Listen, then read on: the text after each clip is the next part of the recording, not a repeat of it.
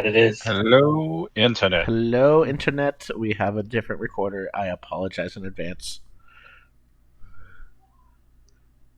Living in the future. Here we are, greeting you from the past. The year is 1373, the year of rogue dragons. The time is late afternoon, and it is currently the day of the spring equinox. So a pretty important day in the calendar. There are no special events going on here, apart from your arrival at the Old Fort Inn, and you are far from alone. Eluin was first of our entourage to arrive. Not that we really are an entourage yet. She seated herself with her native drow. They treated her, I suppose, with some degree of civility.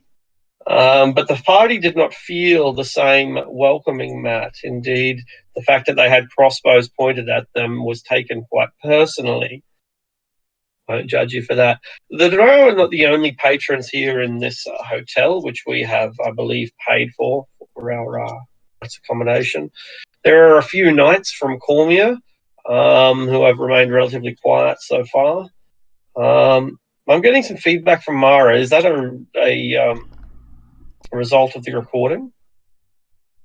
Oh, is it coming through Discord? Yeah, I'm getting a bit of an echo. Okay. Yeah. Okay. I mean, I'll put push talk back on. Sure. And this, as we mentioned, this will just be a this is something we're doing, or the Jeff's doing for the first time. So there's some issues. That's the way it is. Anyway, there are some Cormyrian knights here, or a Cormyrian knight and a pair of purple dragons accompanying him, soldiers from the monarchic nation of Kingdom of Cormyr. And finally, in addition to the halfling tavern owner, bouncer, manager, there is a woman dressed in dark gunmetal armor with a night black gauntlet, and she is accompanied by a half ogre. She sips her drink quietly, while the ogre seems to have neither food nor drink to entertain him. And while she maintains something of an air of professionalism, the half ogre scans the room constantly, looking for threats. So it's a pretty tense area. There are multiple small groups here that don't seem to have any alignment with each other. On the contrary, there seems to be quite some tension between them. And our arrival has just served to not only add to the tension, but also confuse it a little, mixing it up. And that's the situation that we find ourselves in now. As you will likely recall, our bartender has informed us that there are 3 rules to this tavern. No stealing, no fighting, and no opening the doors or the windows after dark. And dark is approaching. It's about 3 or 4 p.m. There's probably 2 hours of sunlight, maybe 3 hours of sunlight left. What do we do? Were we in the middle of something last week? I think we just sat down, and that was the end of it. Yeah, we haven't done much, right? Yes. All right. So, some dark elves in the corner, 3 males and a female, a warrior with her half-ogre companion, and a Cormyrian knight with his entourage of 2 soldiers. And then there's us. Mm. We were getting ready to talk about Mara and their mission to find someone. I think so. I can't quite recall. Yeah. Last thing I remember happening is we all walked in, the drow freaked out a little bit, pointed crossbows at flightless, and then that was diffused and we sat down, and that's the last thing that happened. Mm-hmm. Mara was gonna ask if that kind of pulling out her lyre a little bit, ask if the tavern needed some entertainment for the night in exchange for a room. Yeah, sure, that'd be great. We got a stage up there in the corner. Help yourself with poetry or music or performance, whatever your art is. So you're welcome here, and we'll give you free digs for the night. Alrighty. Then she will make her way to the stage. Brilliant. As she does, I'll tell Odin that you won't be disappointed. I've seen her perform before. Is she your girlfriend or something? Absolutely nothing. Yes, of but the she doesn't know it yet.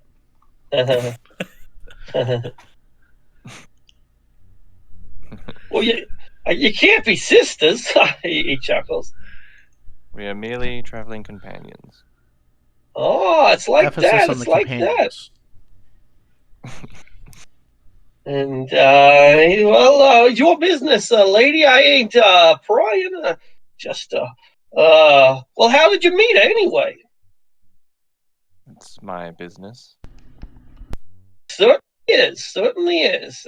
Say no more. And he quietens down.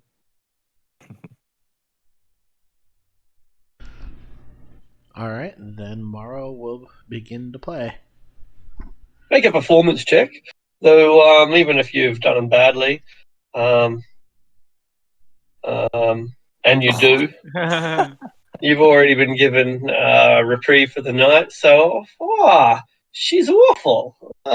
No offense, but your friend, she's hopeless with that thing. Yeah, it's just a bad day for her, I think.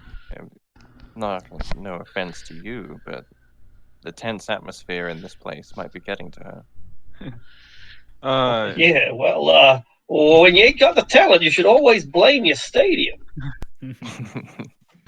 Jeez, that's like after the you worst finish your rolls first set tonight. or whatever. That is I'll like come the Yeah. worst rolls I've had. Yeah. Oh, that was a beautiful idea. Here, take this and remember, keep practicing. You can only get better. I'll give you 3 gold. Wow. Hey. 3 gold is like 3 gold. I will definitely take the pity gold. Oh, shucks. I wonder how much you would have given if it was a real performer. He asks himself. I'm gonna retune my lyre because evidently the trip has made it out of whack. Shouldn't have done a gender drop D. That was your problem from when you were playing heavy metal. Anyway, sorry, never mind. Nice. I was going to offer to tune it for her. But do you mind if I join you the next song? Certainly.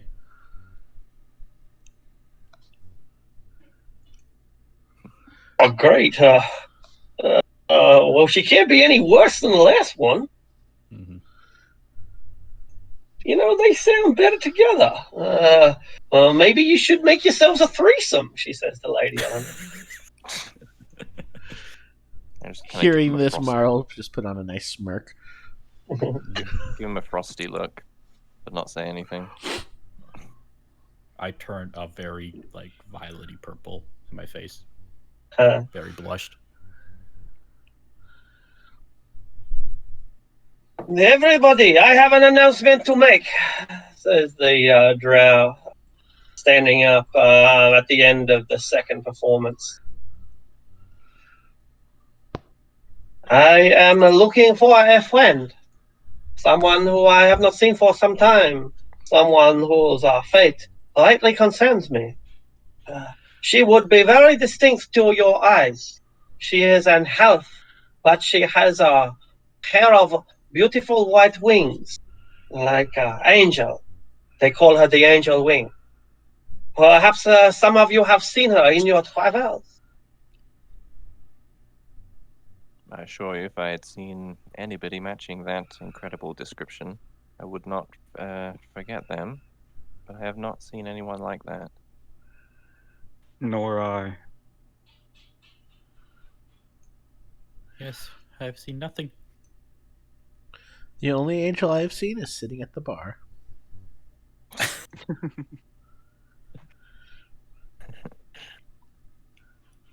Are you absolutely sure? She would be very distinct for your eyes. 100%.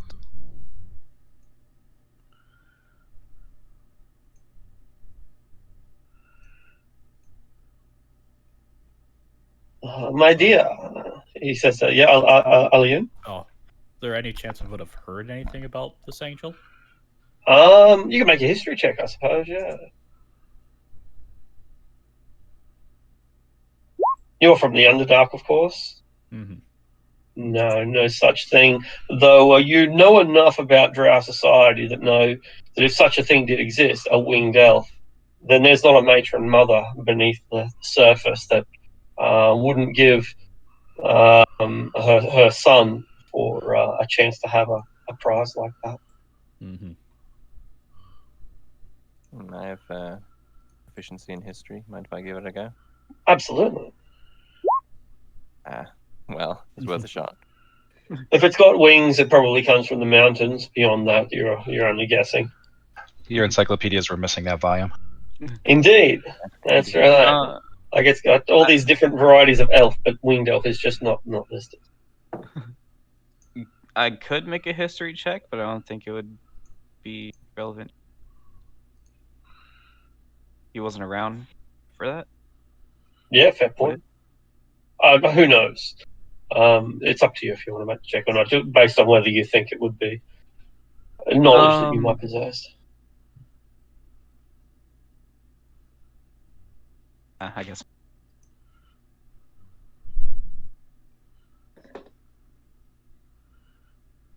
All right. Well, then, my dear, he says, gesturing towards Alyun, perhaps you would like to accompany me and my entourage. I can show you more around this area. Perhaps we can align our forces. Oh, that is truly a wonderful offer. But I'm fairly tired. I would like to rest my feet here for a bit. Very Done a well. lot of walking. Perhaps later then, he says, and he sits back down. Yes, perhaps.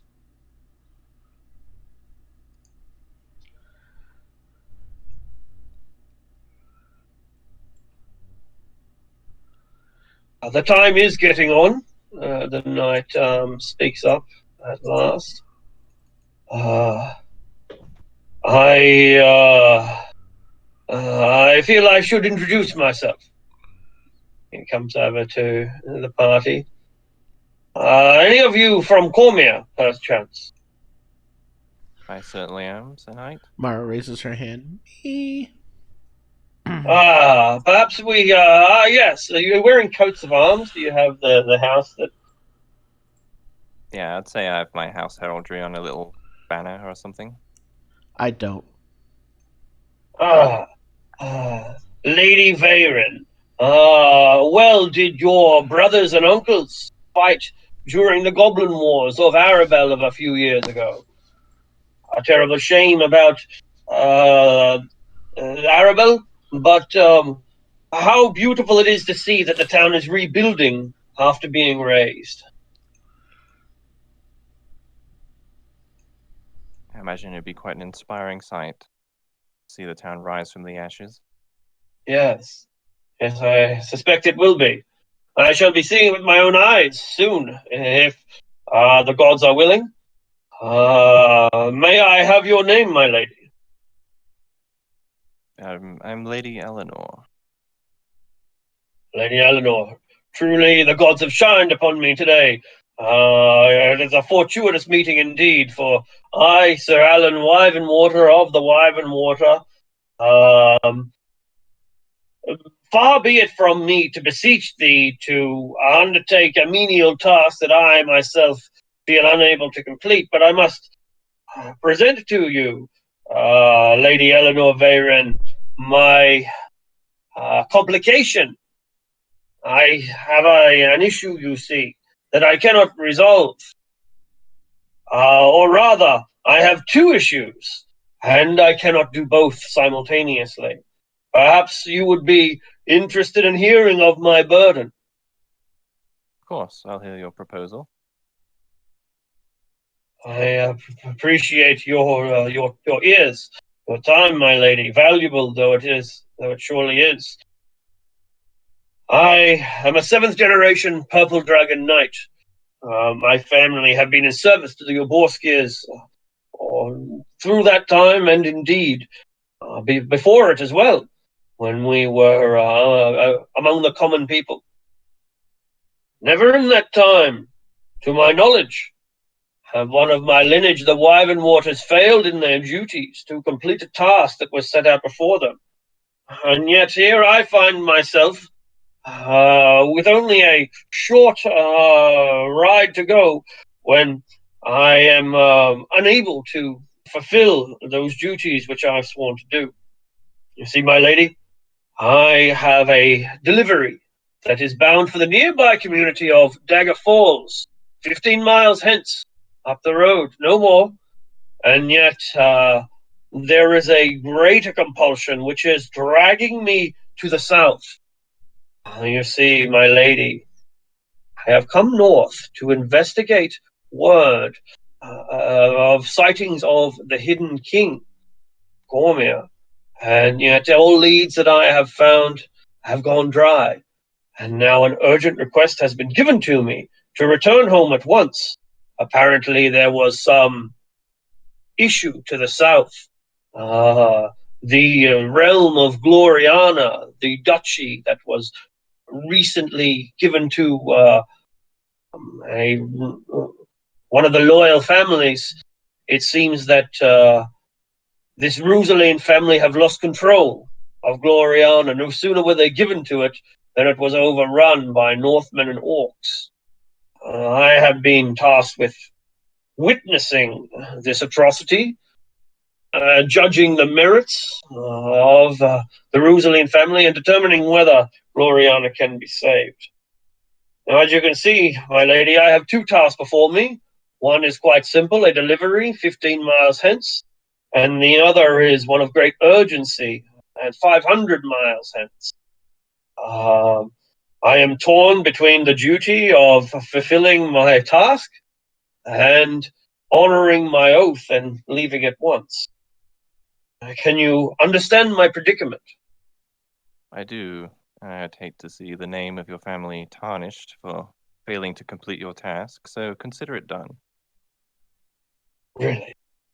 My lady, I don't know what to say. It is far from me to approach one of such high station as yourself and presume that you would be able to succeed where I have failed. And yet, here you are doing just this.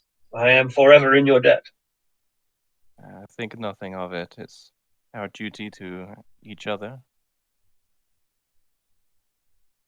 Very good, my lady. Very good. Well, the details are hence. There is a business named Westgate Wagons. As you might suspect, they are based out of Westgate, yet they have a subsidiary office in nearby Dagger Falls, a community of 2,000 or so. If you could make this delivery of 100 pounds of salt to the owner of the Westgate Wagons, the proprietor, then my task, and indeed yours, shall be complete. The salt has already been paid for, and upon delivery, you shall you may keep the ox and the wagon. This is all I can say. Indeed, if it should benefit you, we have a glaive, a halberd that we are attempting to get rid of, a bardiche specifically, and it will only weigh us down on the horse ride ahead. Perhaps this bardiche would be of some use to you. Possibly. I am quite skilled in the use of pole arms. Oh, very good then, my lady. It is indeed yours. I suspect that it is not of a quality of the likes that your strong yet delicate hands are used to, yet I do hope it will serve you well in these dangerous lands.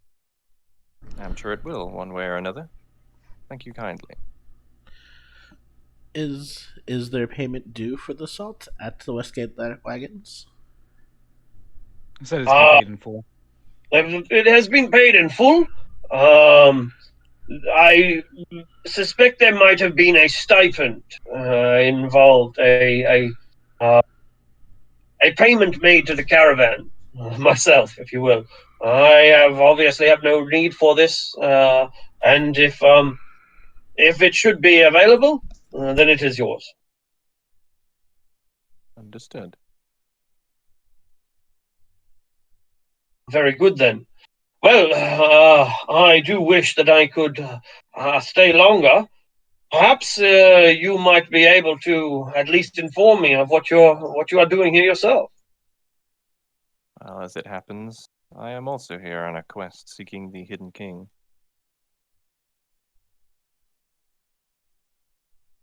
Oh, have you any leads yet? Out of character, I think I probably would have had something, but I don't have anything specific. Sure. Want to make it relate to Dagger Falls somehow? I don't know. Yeah, I don't know.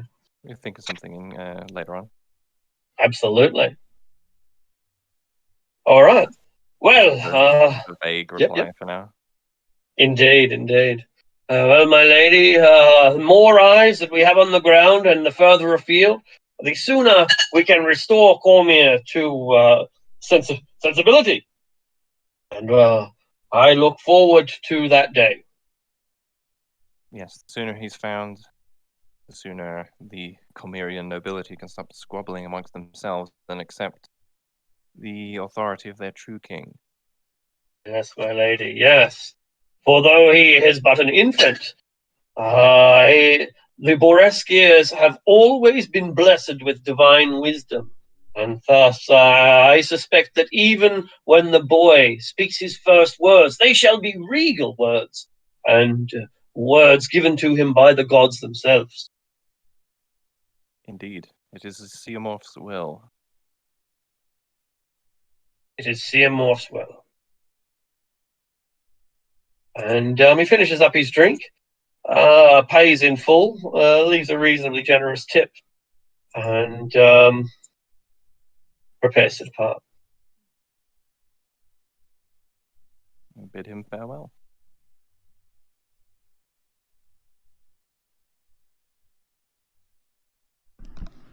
And look at that, The you even got a afternoon, fancy yeah. halberd. That's it.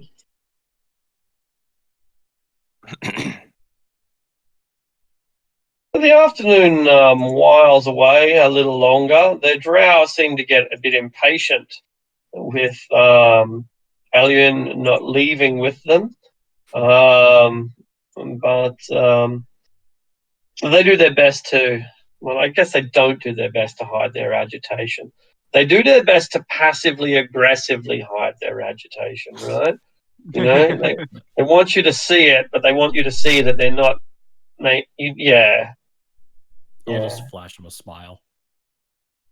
They flash you a smile and suggest that it's time to go. Well, you can go. But, my dear, I would like you to come with me. There is so much for you to see. You could be a new inspiration for our operation. Oh, I'm sure that would be quite wonderful, but I was hoping to spend the night here. Get some rest in a bed. But, madame, it could be very dangerous if you stay here. It is much more safe if you are among your own kind. Don't you know that these people, they hate us? There are laws that they will kill us on sight in the nearby town of Dagger Falls. There is a bounty on the heads of every one of us. But yours, beautiful as it is obviously worth more than ours. Well, they can go ahead and try.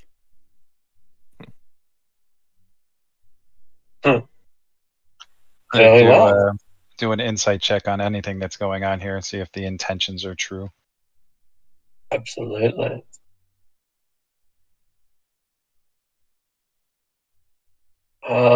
It seems complex. as complex as Drow society is. Like, on one hand, he could really benefit by having a female Drow.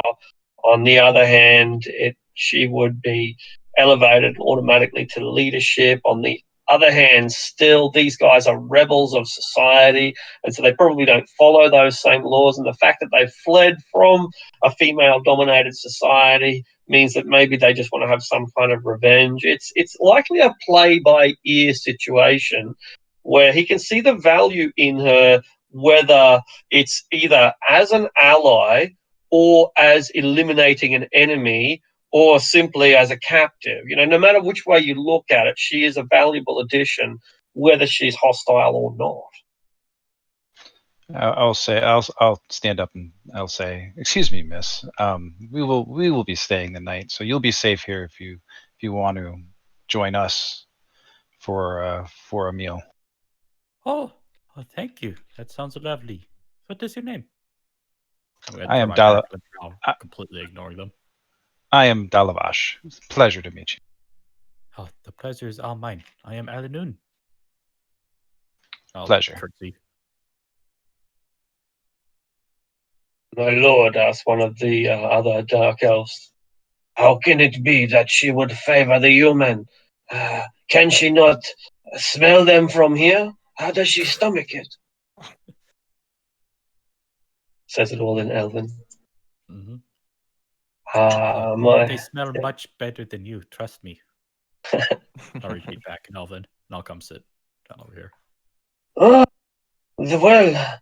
I suppose that is enough for us then. We have tried to be hospitable. We have tried to make you feel welcome, but you will insist on rubbing yourself up against the dogs. Then you will smell like the dog too. And I think when the predators come sniffing, you will stink just as bad as the rest of them and will be shown no mercy. I kind of like the smell of dog. Well, pretty soon it will all be all that you can smell. All right, pal. Look, if you got a problem, then you're free to leave. But these people are having a good time. They've already paid for their accommodation. I do not need to listen to you, halfling. All right, pal. You leave, sir. You've humiliated yourself enough. Humiliated, have I? You think that I am humiliating? At this point, since he's apparently approaching, I'm going to just stand. Yeah, I think we're all on edge right now. Mm-hmm. Everybody, all right, everybody, and you're going to be forfeit the money you've already paid if I have to throw you out on your asses. So just everybody, calm down. Which one of you is the toad? Which one of you is going to jump first? I think you are the toad here. Yeah, pal, why don't you just hop on out of here? And he considers, the violence. But not only, as he looks around the room, and, not only are they outnumbered 2-1, but over here in the corner, the knight, if that's what she is, draws her sword just so slightly, and the ogre gets to his feet from his chair. The dark elf can't read whose side they might be on. Well, it seems that we have overstayed our welcome, my friends. No doubt these people will enjoy what is coming to them, because Kama, as they say, she is the bitch.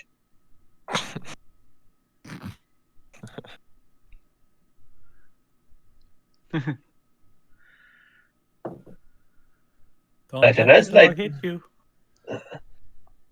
He looks back, and although he wasn't going to, he slams the door just to make a point. I'm not sure what the point is, but it's made now, and you made him make it. As you look back, I'll give him like that tiny little wave. Gives you a tiny little kiss. Oh, And I romance. Male drow, they're so easy to get upset. So much shall fun. now go and attend to the door. I shall be back shortly. My visitor is here.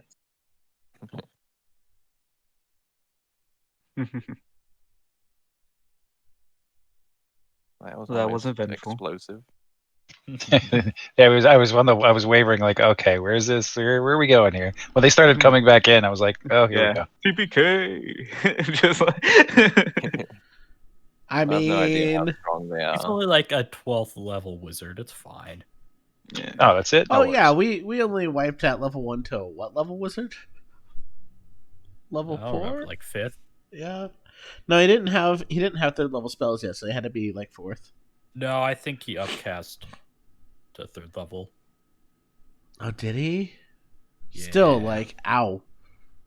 Yeah, it was not good. I thought he was just upcasting Burning Hands a second.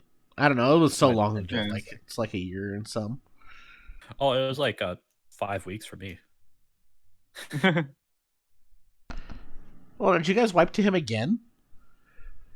Not wiped, but we did lose one party member and almost lost 2 more. God. How many people has that wizard claimed? Almost as much as the bugbear for the starter set.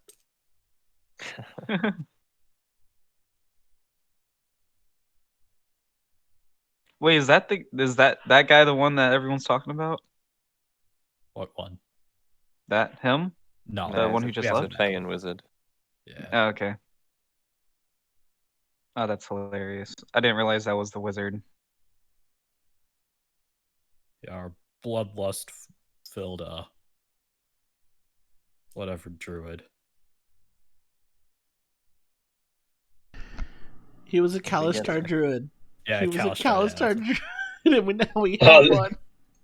and now we This is have a Billy Stone. tiefling and an Azamargan from Cormyr. And his name is Bill. And yes, I hadn't even noticed, I haven't realized that correlation. Oh That's so god, true. the flashbacks. That's Days okay. We are don't have a real. Minotaur this time. We just have a big angry robot. No, but we do have a lot. We do have an Asmar paladin and a tiefling sorcerer to go with it. I know. Oh my god. I know we started with a paladin last time, but I've just always wanted to play one. So Mhm. yeah, said screw it. Oh, sorry everyone. I have really bad allergies today. They can't hear this, but you can. Is anyone in our party local to the area? I don't think so. Yeah, I don't think No, so. I'm from the mountains. We got Underdark, we got mountains, we got dwarves, we got all sorts of. Yeah. And then I kind of wanted. Okay. our noble.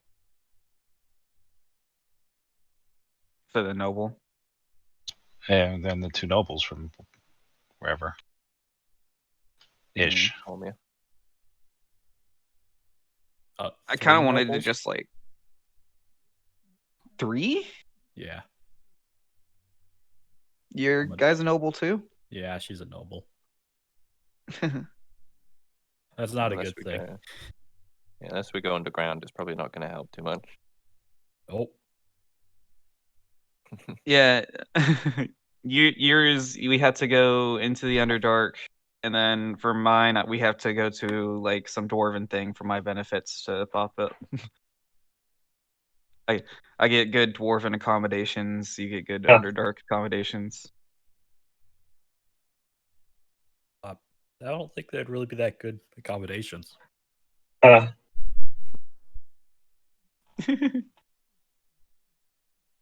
Good as it gets. Mm-hmm. Well, that makes things run a little bit more smoothly. I felt my gears were grinding back there. Oh, sorry Likewise. about that. I was just having some fun. They're so easy to mess with, the drow. Or the males. Yeah, just the males, he says. Males are always fun to toy with. Oh, I hear that a I lot. resemble that remark. Yeah. She raises an eyebrow. Ooh. Roll my eyes. Twitches the tail a little bit. Doing anyway. We're out in the sticks here.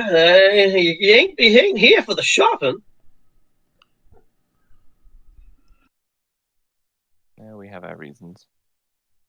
Yeah, well, lady, I know you got your reasons and your mysterious background and all. Why, you're probably an orphan or something. I've seen your type before, but the rest of you got to be up here for a reason, sure. I'm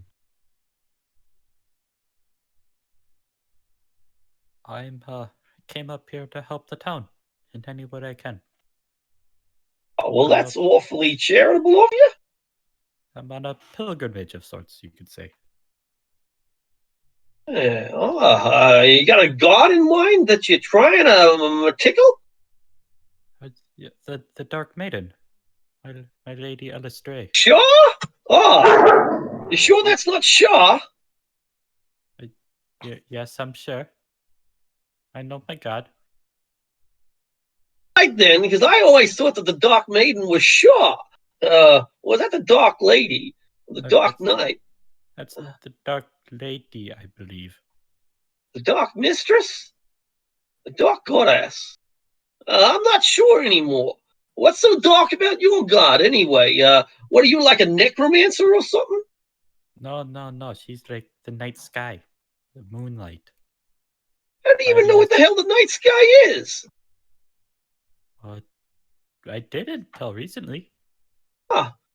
It's so beautiful, though. Yeah, I suppose it is. Especially out here in the wilds where you ain't got no torches that interfere with the starlight. You know what I'm saying? Mm-hmm. Yeah. Welcome to the surface. I hope you like it here. It's going to get dark here real soon, so I'm sure you'll be more at home. Couple of hours. And once it's dark, you understand, there ain't no opening the doors and the windows. And you don't like it, then you can pack your bags up now and head out. What's in the dark? These are dangerous lands, my friend. Them hills, they're well known to be infested with werewolves. There's some people that say that there's worse out there. Vampires and witches and giants that vanish into thin air. Uh-huh. You better get your ruby slippers on, pal, and get the hell out of here if you ain't interested in a bit of danger, because these are real hazardous hills around here. Bandits, they're the least of it.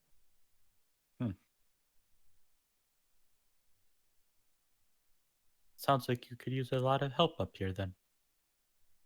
Yeah, sure can. It seems that there's a lot going on around here. Why, there's a great big hunt going on up at Dagger Falls, I think. Coincide with the spring equinox, which is today. So maybe you're a little late for that. I'm not sure. But they're always looking for pelts and anything else that you can find out there. There's treasure in them there hills, as they say. Dwarven ruins and such. Dwarven? Oh, you don't know? Yeah, this is the old realm of Tithiamar. They were here long before the humans was. Yeah, why, Dagger Falls, if I know my history right, used to be a dwarven settlement, or rather, the humans gathered around the way dogs gather around a campsite, just feeding scraps. Only eventually, the dogs came to run the show, and the dwarves, they gone now. They ain't no more. What happened? Oh, well, way I hear it, they packed up and went into the Underdark. You see, I'm talking to the expert here, I'm sure, but way I understand it is a dwarf hold needs to surface so that they can, get their food grow their crops, because even dwarves do a bit of gardening from now on.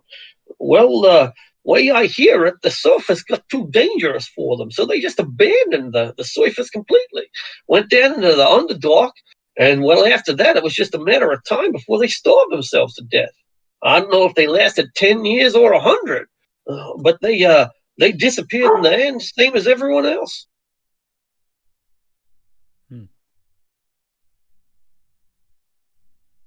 Hey, you might be interested. A couple of years ago, less than a generation, I'm not sure, 5 or 10 or 15 years, expedition went up into the mountains.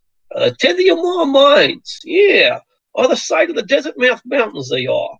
And they launched this expedition into the Tediamar mines, but, well, they called him the last king of the dwarves, the last king of Tediamar. They made the foolish mistake of crowning him before they ever reclaimed the place, though, and so it was a bit of a farce in the end. He died, and I think 9 out of 10 of them died with him. Only a handful of those old bastards left alive, and ain't none of them got the fire in them no more. But way I hear it, there's still some dwarves out there who know the location of Tediamar, the capital city of the kingdom of the same name. Somewhere on the other side of the Desert Mouth Mountains. There's meant to be untold riches there. Untold riches. Even the dwarves couldn't get to them. So they're still locked up tight away. And tell you what, no one locks something tighter than a dwarf who's trying to hide his money.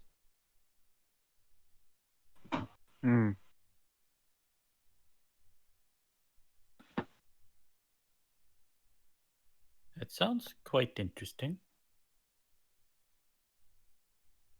I wouldn't mind going to visit some dwarves. I would like to see what happens. You can't visit the dwarves, lady. They're dead. They've been dead a long time. Been dead a couple of 100 years. Even the expeditionary force that went to find the dead ones is dead. Hell, even the ones that survived is dead because they're so old. Maybe. Where did you say we could find dwarves? Wow, well, here, there, and everywhere. A couple of them got ranches up in the hills. There might be a couple living down in the great metropolises of Shatterdale and Dagger Falls. I ain't real sure, but they're out there somewhere. The trick is to look for the older ones, or the ones that can read, the historians.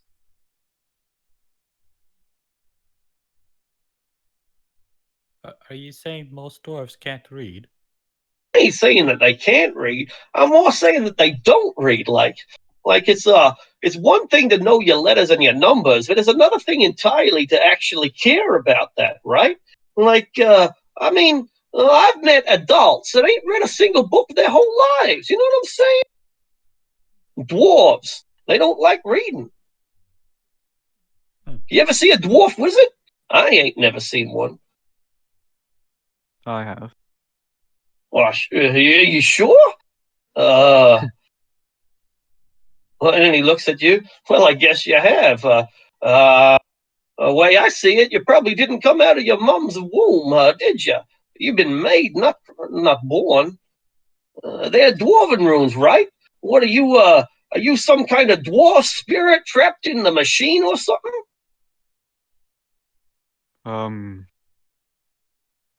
What year is it? 1373, the year of rogue dragons. And the truth is that calendar means nothing to you because there was no Dales when you disappeared.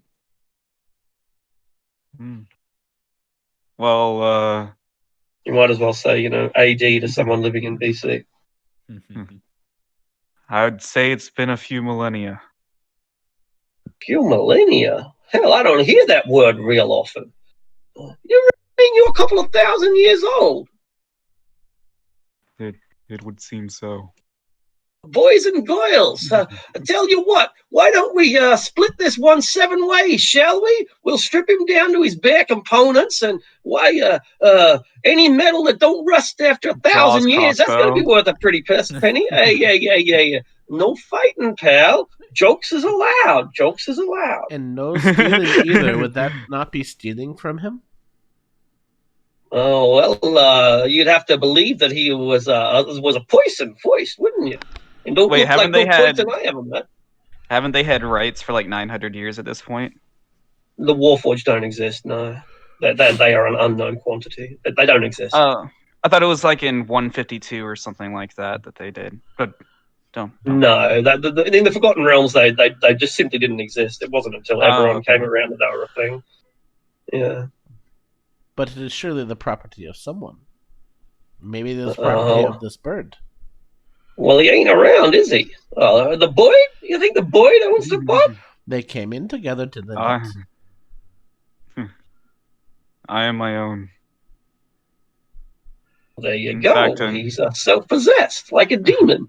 Now we gotta kill him. He's just a joke, pal. Just a joke. I guess I can take out. Would he recognize a Delvone rune or mark? Who knows? I don't know, but I guess I would take out my Maker's Mark. Oh wow, that's a historic reference if ever I seen one. Delzoon, the Tethiamar was a successor state of Delzoon.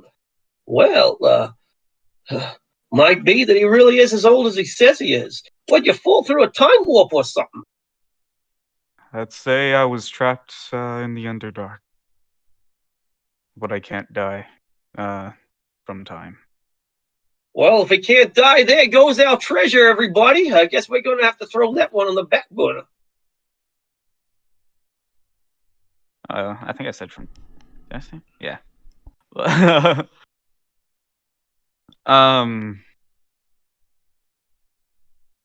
What's everything like around here since? Well, what's of recent? Tell you the truth, don't really know. I ain't a local myself. I come up from Cormier not so long ago, but even there, I ain't from Cormier neither. I'm from all the way over in the Sword Coast. Come a long way to be here in this little shit place. Tell you, this is not how I expected to spend my early retirement. What are you doing so far from your home? Truth is, I ain't retired at all. Hell, I'm in my prime. I'm a businessman, you see. I represent an organization, a foreign organization, and I'm kind of like doing this to set myself up, kind of nest egg like. Look after this place single-handedly and get a kind of share of the profits, and hopefully my employer going to reward me when it's time to move to greener pastures. Oh, if you don't mind me asking, who is your employer? I don't mind you asking if you don't mind me telling. It's a bit of a clandestine operation, I'm afraid. You see, my business, they don't like to spook people. And, well, truth is, a lot of the locals don't like foreigners. They don't like knowing that you're operating some foreign business, especially you come over and take over a place like this. It's part of their heritage, the way they see it. Some foreigner moves in and starts carving up the place. It loses all sense of culture, the way they see it. Hell, I love the culture. I'm here for the culture. Yeah, the culture brings in the copper pieces. Know what I'm saying? I think I understand. Well, all I can say is that I'm glad that y'all a bit strange like me. I don't mean that in a bad way. I mean that the folks around here, they can be all rustic and rusted on a little times, salt of the earth type people, which is fine. But see, I like to try a few different spices instead of just salt every day of my life. You know what I'm saying? So And so he goes on and on and on. The guy seems to enjoy talking. He seems to be pretty good at pouring drinks and getting food and doing all of it all at once. He's nimble. He can jump up onto the bar when necessary for standing late, practically. For a fellow that looks like he's 50 years old, he's as sprightly as a professional gymnast. Hmm.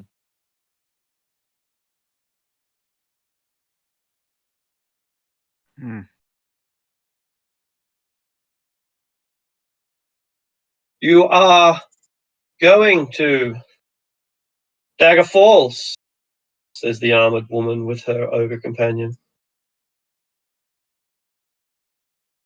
It would seem that way, or at least I am. That is most convenient. Why is that? I have a task for you. Is that right? And who might you be? I am Theodora. I am the witch hunter. I am an inquisitor. And I have come to stamp out heresy. An inquisitor, you say? Whom? I represent the people of the North. I come from the Moonsea. And there we have driven the heretic out of the Moonsea. These heretics have taken refuge here in this region, and I would see the heresy stamped out. Wait, are there... How many heretics are there? We do not know, but their number is in sharp decline.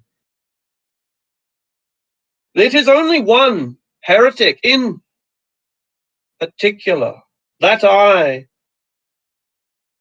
am concerned for this hour. Oh, An arsonist. An arsonist. And a murderer. And a heretic. a heretic He is to what ideology? a heretic to any ideology that is sane and sensible. Any ideology that supports civilization, that supports prosperity, that supports peace. For this heretic follows the Prince of Lies, the Dark Sun, Cyric, God of murder, deception, betrayal, treachery, treason. Cyric, the god whose influence must be stamped out. All shall agree.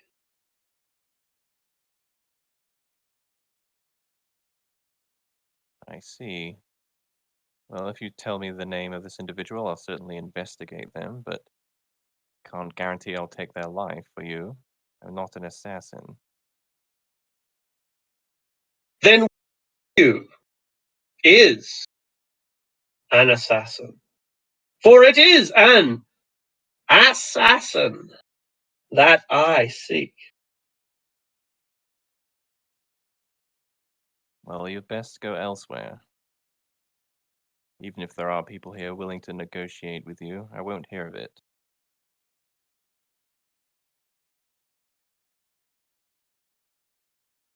Do you control the lives and decisions of each adult here? I do I not. agree with my friend here. I do not wish to hear about murder. Even if this murder avenges a dozen murders and prevents a dozen more.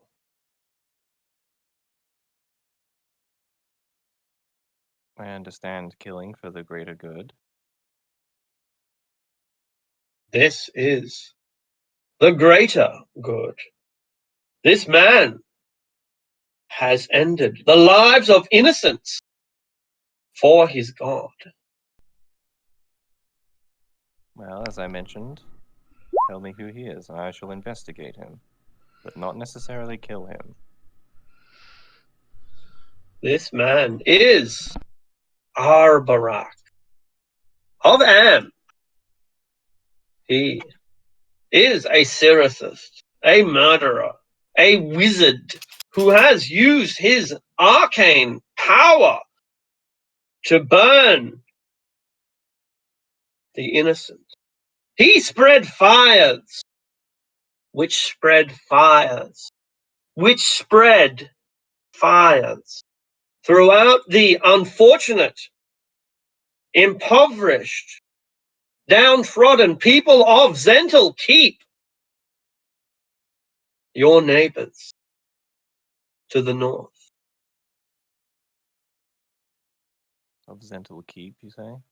Yes, of Zental Keep, a city that has suffered so intensely under the leadership of Cyricist, who controlled Zental Keep for a generation.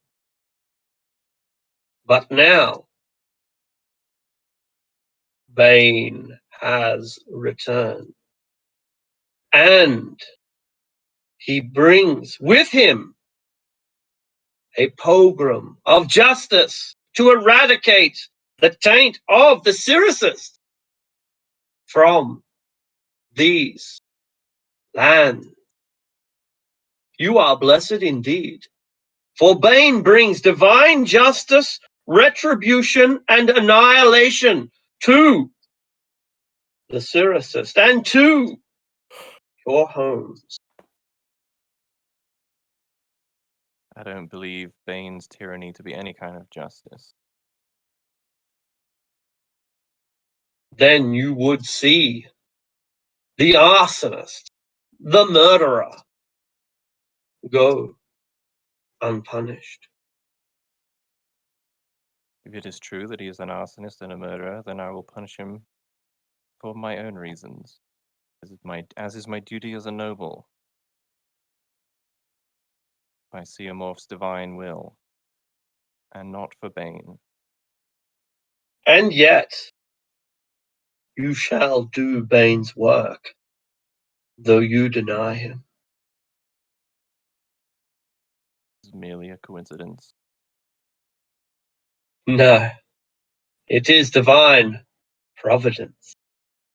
You are just too blind to see it, or too arrogant to admit it.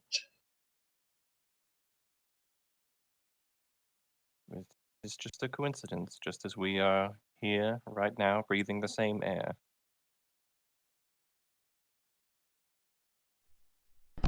A coincidence, then. A fortuitous coincidence that plays into the hands of Bane and denies Cyric. Serendipity, we shall call it then. Call it whatever you will. No, rest of you, there is 100 pieces of gold for any who will take this contract in any god's name. I don't want your payment. I'll do it because it is my duty, and for no other reason. I'll take payment. Very good. Come forward, mercenary. Just glare at you. For there is blood to spill. It's like, I get this bread.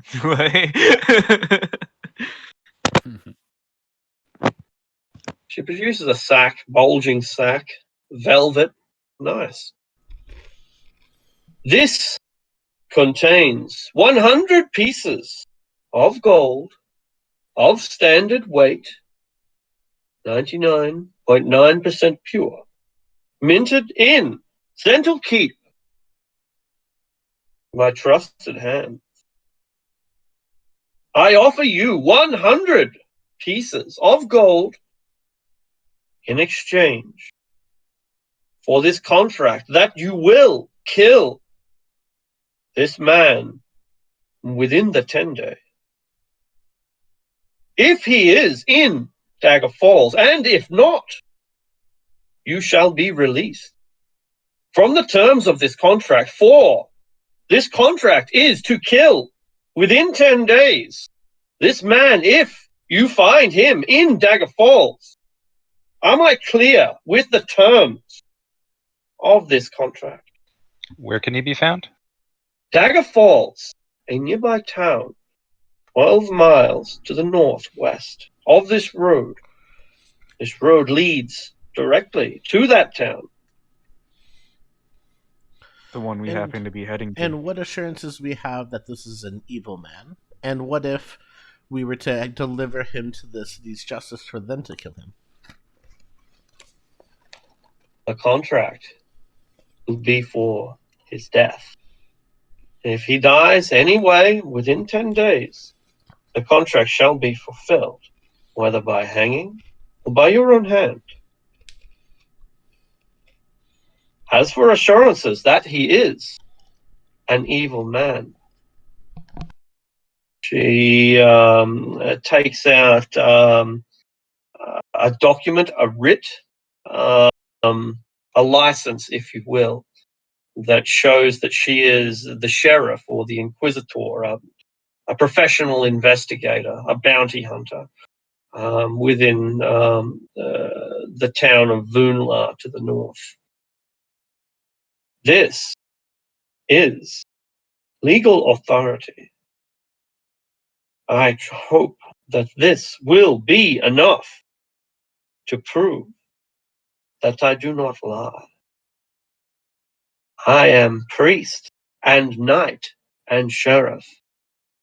If you trust any of those officers, trust me.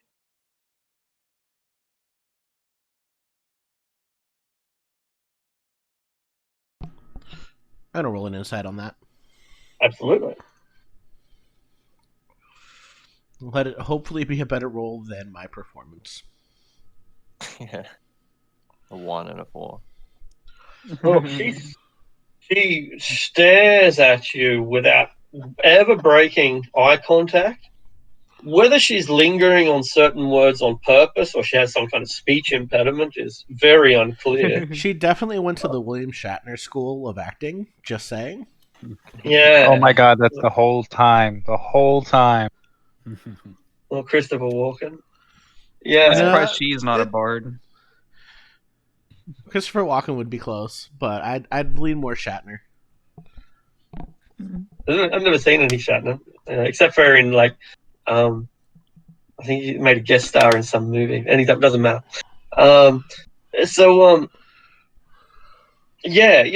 but she says it with such intensity, such forthrightness that if she's a liar, she's a practiced liar and one with a poker face, because that's what she's got, a poker face.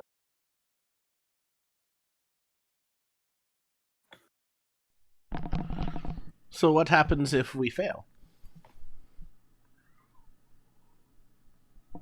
You will be cursed by Bane for your insolence. Come on, Mara, you can't be seriously considering this. I am. Like, it's a chance to get rid of an evil man. We're under threat of curse from Bane? Over a handful of gold? I mean, I've dealt with other curses. Suppose you have.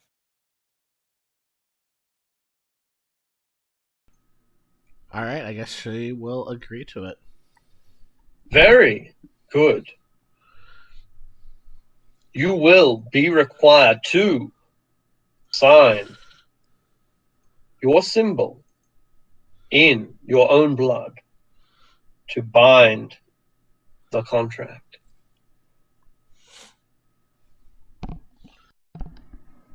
Alrighty. She will take a look at the contract.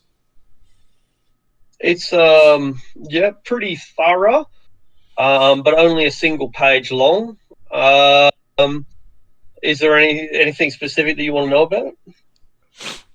Just kind of hold it up to the light, make sure there's no like hidden stuff in there. Nothing that's like where there would have been invisible ink written on it, stuff like that. Sure, make an investigation roll. Oh, my intelligence is I'm so good at these. Sure, now I roll a 15. It has runes on it. Like the runes are essentially encrusted into the paper, both written but also how you embossed. Yeah, I think that's the right word, where it's imprinted physically in a 3-dimensional sense. Yeah, So stamped into it. like stamped into it. Precisely, that's in exactly what's happened. It's been stamped. It bears the local authority of the town of Vunla, and by extension the Zentarum, and the sanctity of the Church of Bane. So it's an official religious government document.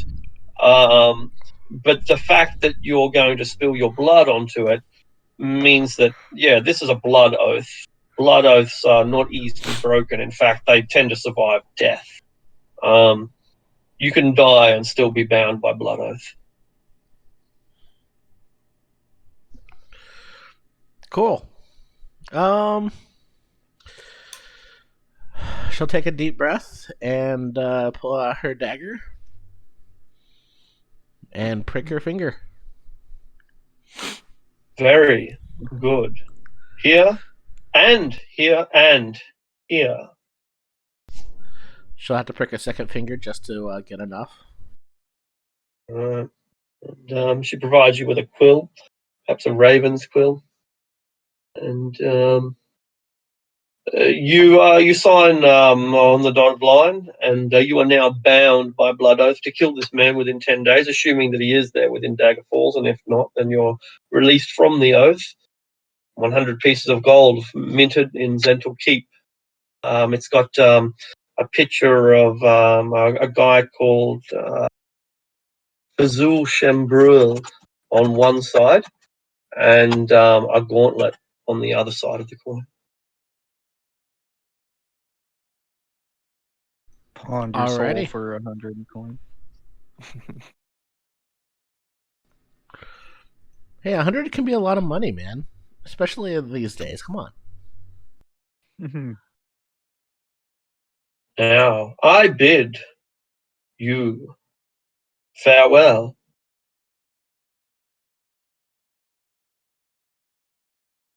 Well, see you later, lady. Bye-bye, sir. She pays generously, and the tip is pretty severe, a couple of gold pieces. And they disappear. She riding a massive black stallion, and the ogre accompanying on foot.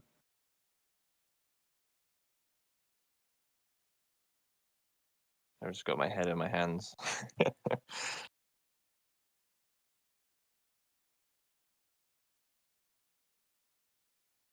But just like it'll be okay.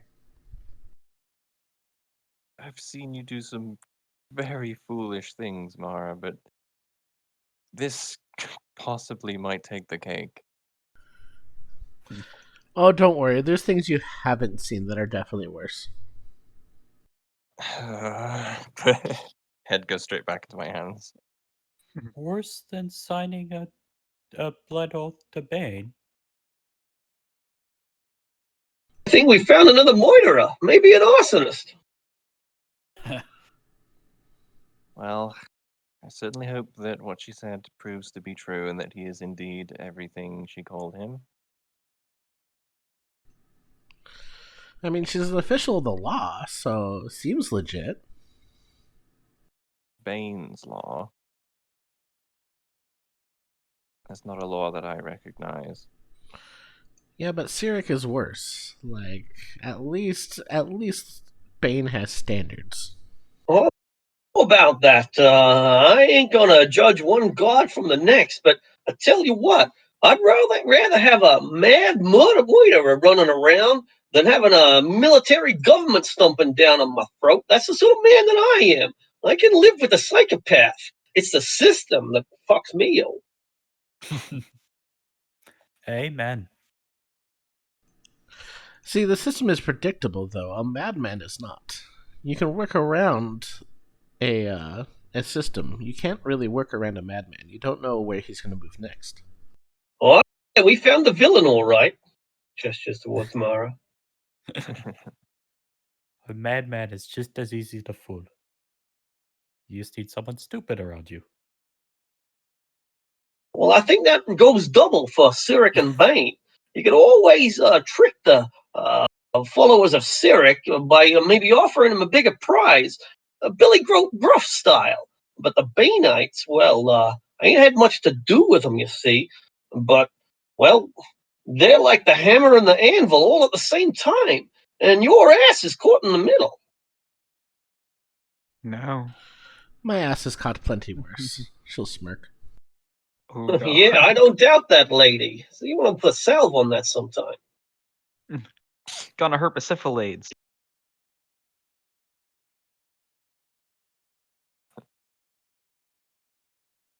Right, well, it's done now anyway. I'll go get dinner started. Nobody come on this side of the bar. You, and she points to Lady Eleanor, you watch him. As you wish. Proceeds to somersault. Front flip over the bar and start ransacking it. Yeah. And, I figured Mara was going to go right back there and start serving drinks. yeah. What's Eleanor going to do to stop her? I draw the sword. No fighting. No stealing either. I'm not stealing, I'm helping.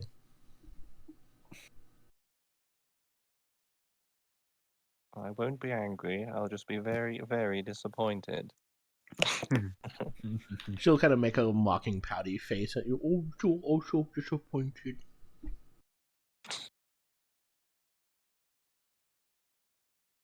Bang my head against the bar gently. But no, she's not. She's not on the other side of the bar. She is enjoying her glass of wine that she ordered earlier, though. Absolutely.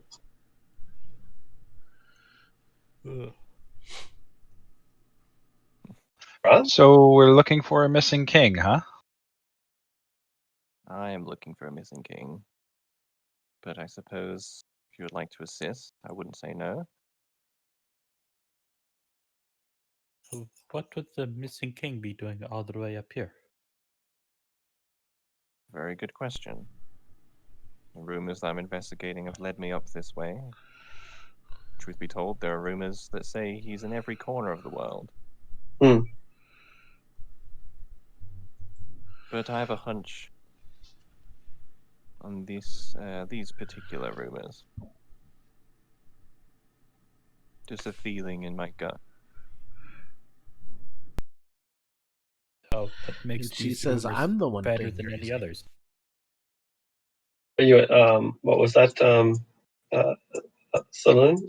Alien? What makes these rumors better than the others? Well, nothing in particular. They're just as outlandish as the rest, but they seem to stick with me. Hello, can you guys hear me? Sure Yeah. can, and welcome. Hello. I'm We sacrificed you. Sorry, what was that? I interrupted, sorry. I'm at my place. They have power, but Right. literally nobody here knows the Wi-Fi password, so I'm using mobile data.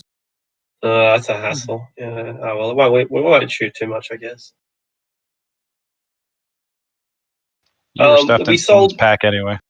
Yeah, that's right. Yeah. You have become a portable flightless, instant flightless. Just add water. Anyway, you crawl out of someone's backpack, and we deploy you. Yeah. I like to think that he was still in shock from having seen the drown. He just kind of blue screened up until now. Ha! Yeah. That's really Yeah, cool. They reboot. finally left and they've been gone for like 5 minutes, so they're like, oh. Except for the one sitting right across the table from you. There is that one, yeah. But she Is it convinced actually him not to everyone? shoot him, so. Well, he was froze up, so he wouldn't realize it. Never mind. Mhm. So you slowly come out of your catatonic state. There's still a drow present, but she seems to be relatively peaceful, and that can be the worst. It's when you see a She's on female to drow ban or that's really something. yeah, exactly right. Like she's so incomfortable and in control that the guillotine is just ready to fall. You just don't see it yet. I guess we should say hello to the internet, or someone else already recording. We are recording. Yep, Hello. I got Hello, the recording internet. going. Do you want me to stop mine and you go with yours? No, we'll keep it in one block. Good Yeah. idea. Alrighty. Righty.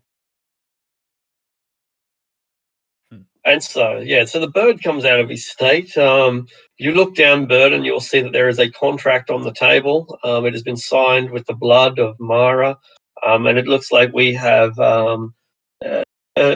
elected to assassinate someone in the name of Bane, god of tyranny, fear, and conquest. But that is quite something to miss. Way to make it sound as terrible as possible. Like, come on, it's an Yeah. evil murderer. Come on. I certainly hope for your sake that it is. I suppose, who's the target? A Cyric worshiper. Someone with a weird name. One Abarak of Arborough? Anne. Yeah. That's right. He's accused of being an arsonist in the city of Zental Keep. A bit of background, since maybe your characters know, perhaps a little more than the players would. Zental Keep's a pretty big city on the edge of the Moonsea. It's the base of the Zentarum. Zental Keep, Zentarum, blah, blah, blah. Anyway, Zentarum used to be Baneite. Then it became Cyricist. The Baneites have recently taken it back, and when they took it back, it was a hell of a civil war. Civil war still going on in that regard, or a religious, pogrom. Civil war is not the correct term, and it doesn't matter. What does matter is that a full quarter of the city was destroyed in the violence, and that was about a year ago, maybe 6 months ago. And so the city has been a kind of war zone since then. The infrastructure hasn't been rebuilt. People are living in tents and camps and the ruins of gutted buildings. There are literal monsters preying upon them. The Zentarum had a lot of goblins and orcs and ogres within their forces. And when they lost control of them, they just went wild. And so, the area surrounding Zental Keep is now packed, or even in the ruins of Zental Keep and the Undercity are infested with all of these fairly traditional monsters. And in this depraved situation, at least according to the Inquisitor, this guy has set fires and killed even more people. So they're already in a pretty bad state to be victims of arson. It's evil people have kids too. So it doesn't matter whether you worship this god or that god. When you live with your family and your house burns down, everybody dies.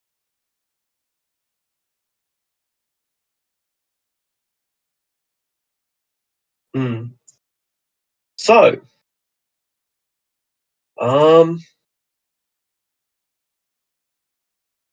we now have a couple of tasks.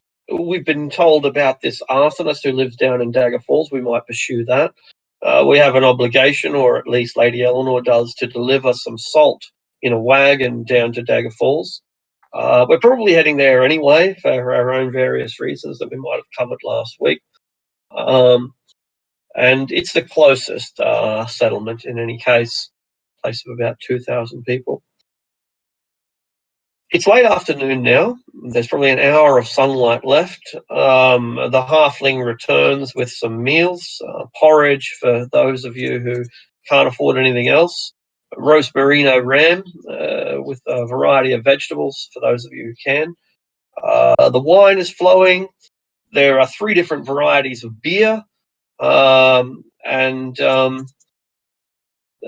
you're at last in good company, since the oppressive and passive aggressive patrons have left. Mara will pay for the ram and summer vegetables for both her and Lady Eleanor. Oh, here we are already into spring, and I'm still saving summer vegetables. They're still fresh, I promise. Are you paying for it with the gold you just got from that deal? No, I'm paying it. I'm paying for it with the pity gold. Fair enough. The pity gold. I'll have the same too, please.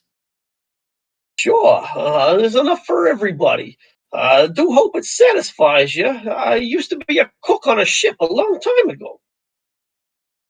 Probably just get the porridge. Like he'll sort of like blink a few times, just sort of try to wander off without being noticed. But that's probably pretty hard to like sneak off when someone's like looking at you from across the table. Precisely. Mara will order 2 more glasses of wine. He leaps up onto the back bench, reaches up and grabs it, leaps back down, all without spilling a drop.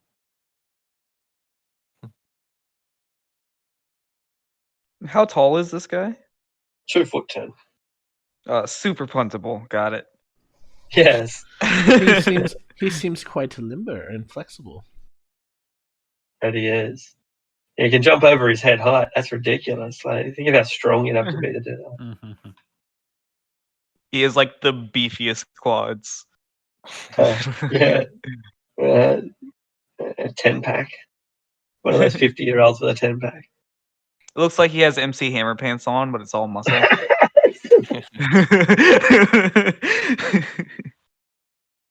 Rings in his heels. Hmm. So, the meal is delicious. In fact, the wine is great quality. The beer is recently brewed, and considering we're out here in the rustic woods in the middle of nowhere, there ain't a shop for another dozen miles. The provisions are great, better than one can expect in such rustic conditions. But time does go on, and a chill picks up in the air, and the sun does at last vanish behind the Desert Mouth Mountains lying to the west. The ambient light of twilight will last for about half an hour, but it's getting quite clear that the bartender is making not making a secret of the fact that once once the light disappears, the night's over. We don't stay awake real late round here. You can get up at the crack of dawn with the sparrows fought, but if you want to keep the party going, you have to do it in your own room. You can take a bottle in there. You already got a bedpan, but we gotta close the bar real soon, like. So anyone wants another meal, wants another drink, shout out now, because I knock off soon. Ain't no other helpers.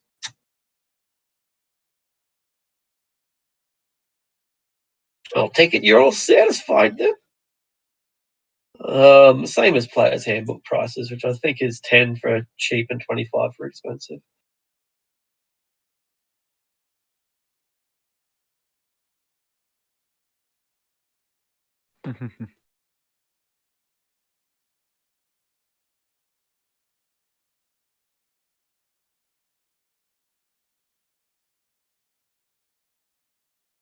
All right. So that half an hour. Yep. Anything you wanted to do? I'm just saying, it sounds about right. That kind of price. Yeah. If there's nothing further you do want to do in that half an hour, you finish up your meals and your drinks, and get shown your rooms. All right. Well, come on down here. He gets out a big ring of several keys. Your lodgings are through here. Now, if you paid for a room, you can pick any of them. If you paid for the dormitory, you'll find yourself at the At the back of the hall. No cohabitation between boys and girls unless she's married. You're no fun at all. What about girls and girls, though? Yeah, well, that's a little bit different, ain't it? I ain't gonna pry. That's better. What about constructs and birds? Oh, hell. I don't think we got a rule for that one, he says, scratching his head. Is she both boys or is she both girls?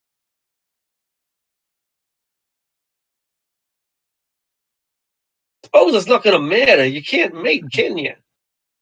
Can you? You got a tool down there?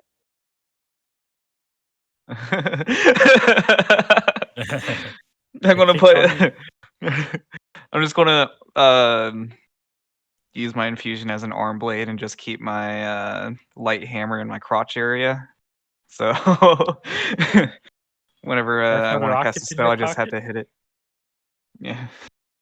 Thought it'd be a screwdriver or a coin slot.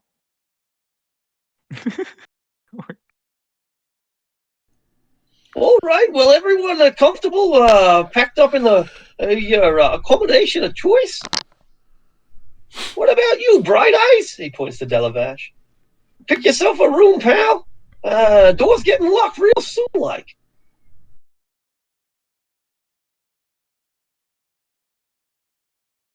Delavash? Is that Bill? That's right. Might be okay or something. Sorry, what did I miss? Find yourself a room, pal. It's almost lights out. All right. Carrick, where are you going? I think we lost Carrick.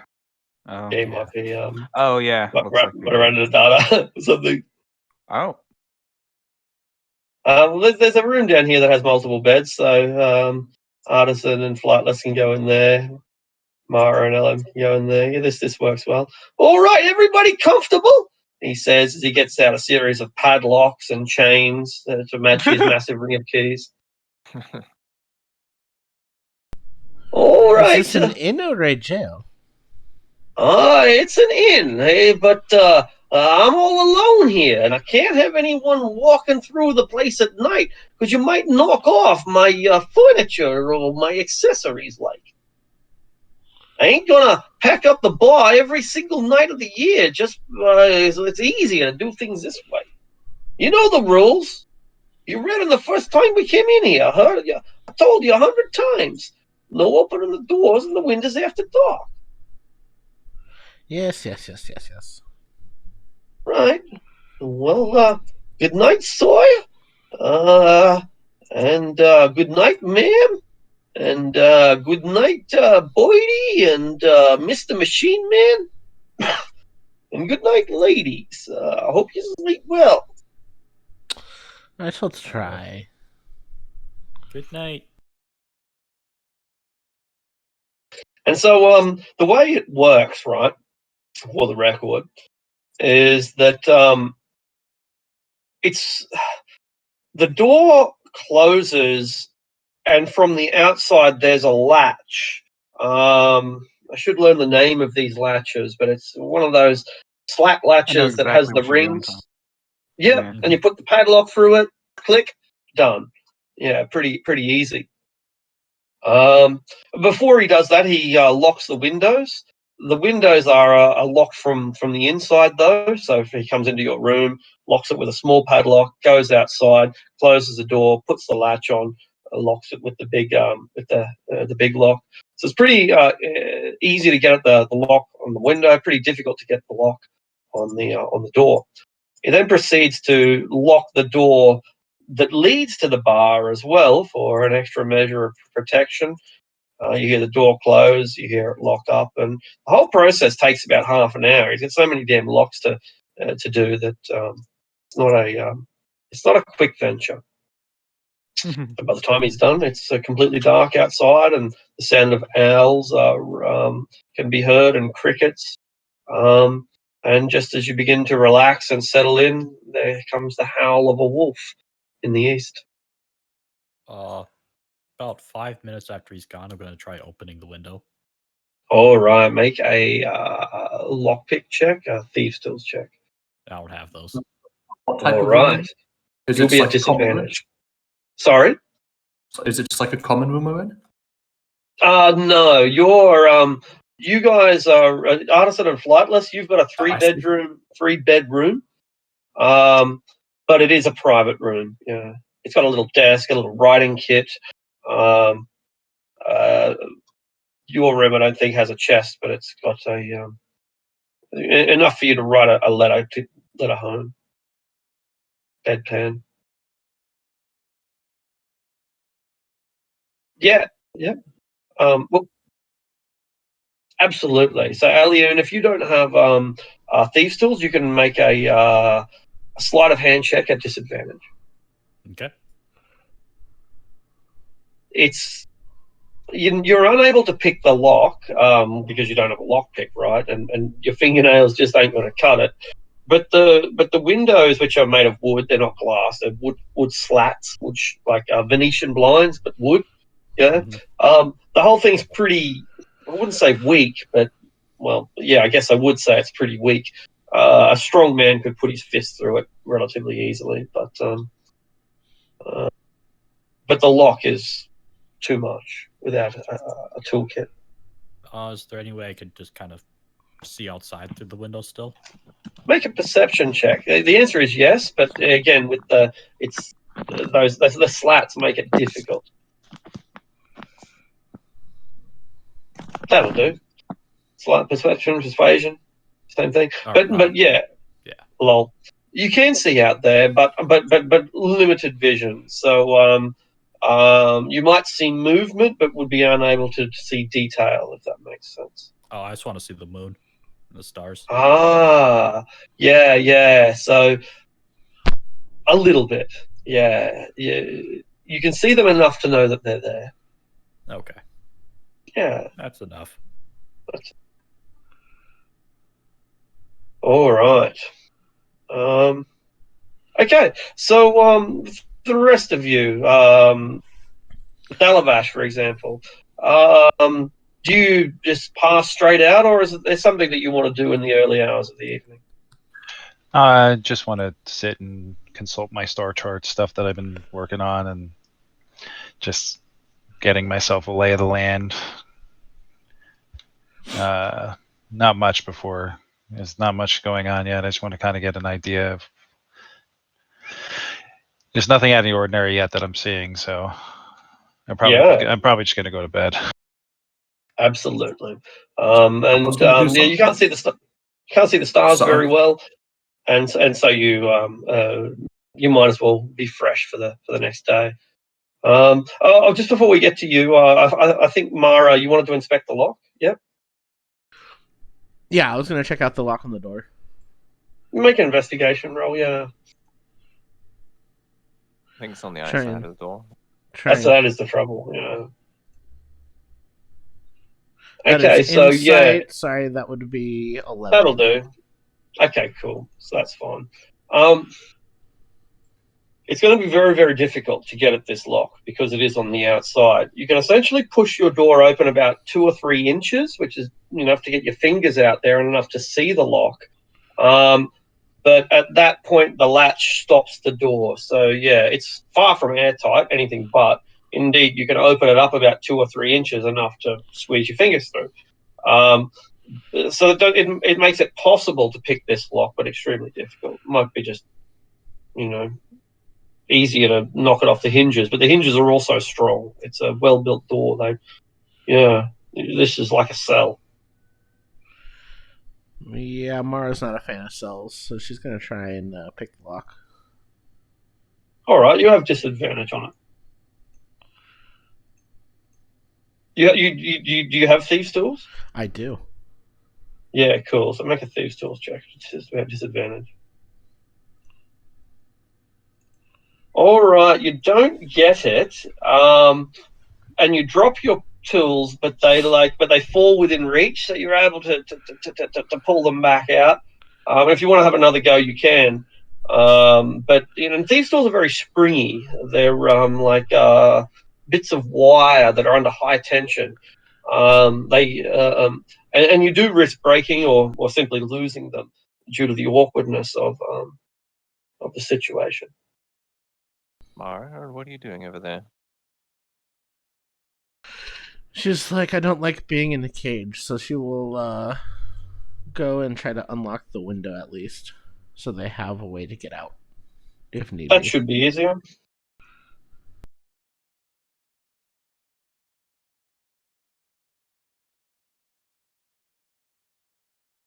Absolutely.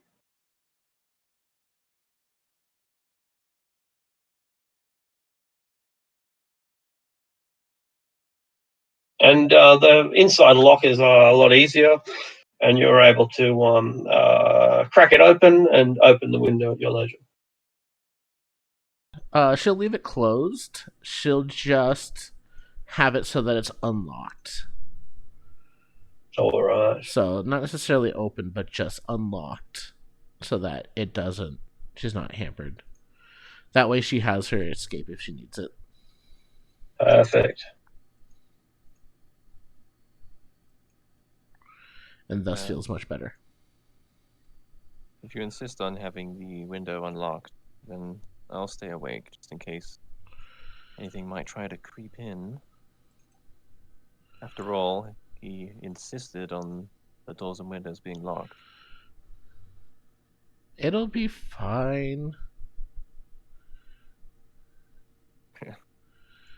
If it makes you feel better, she'll grab out her ball bearings and set it up with the that the drawstring will open it if the window opens. That way it'll make noise. Well, I suppose it's better than nothing. Regardless, I'll be maintaining my armor for some time before I go to bed.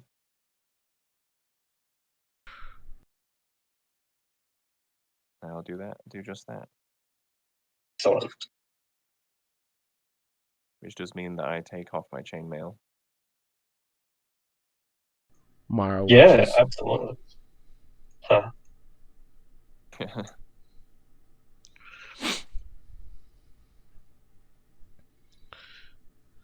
Yeah. So those of you who do have medium or heavy armor, unless it's hide, I'll assume that you strip it off, since sleeping on rings and chains is not as attractive as sleeping on a feather bed, straw bed probably. Have all my Sorry? stuff that I don't, because I'm over encumbered. So Uh-huh. I put all my stuff like in my backpack and put it in the corner. So if I need to get anywhere, I won't be encumbered. Oh yeah, sure. Yeah, great And idea. I'll forge. I want to try to forge a document because I've got a forgery kit. Absolutely, and the writing kit's here, so you don't even have to use your own ink. Yeah. So I'm basically going to try to forge a document from the house that held me slavery, basically saying, "Oh, we're letting this Kenku free for services rendered." Uh-huh. All Now right. that there's lots of drow about, it might be useful. Would I use intelligence with this one? Yeah, I think so. I think intelligence is good. Could I use expert forgery? Yeah, absolutely. What is that? A racial thing, right? Yeah, it's a Kenku thing. I have. Yeah, right. I haven't seen that before. Yeah, you have advantage on all checks to produce forgeries or duplicates of existing objects. Yeah, absolutely. So you've got the conditions are perfect. You've got all the ink you need. You've got all the waxes you need. You've got a steady hand. Artisan is watching you. I can also provide guidance. Oh, and you don't need it?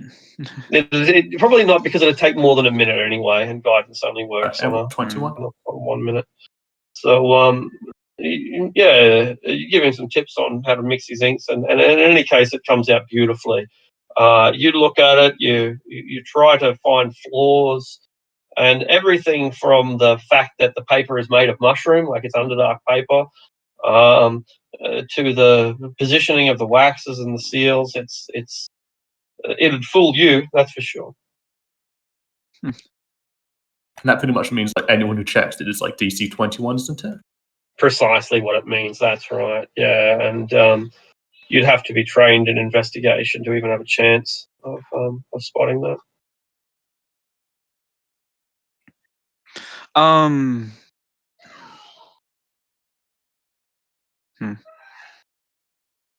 mean,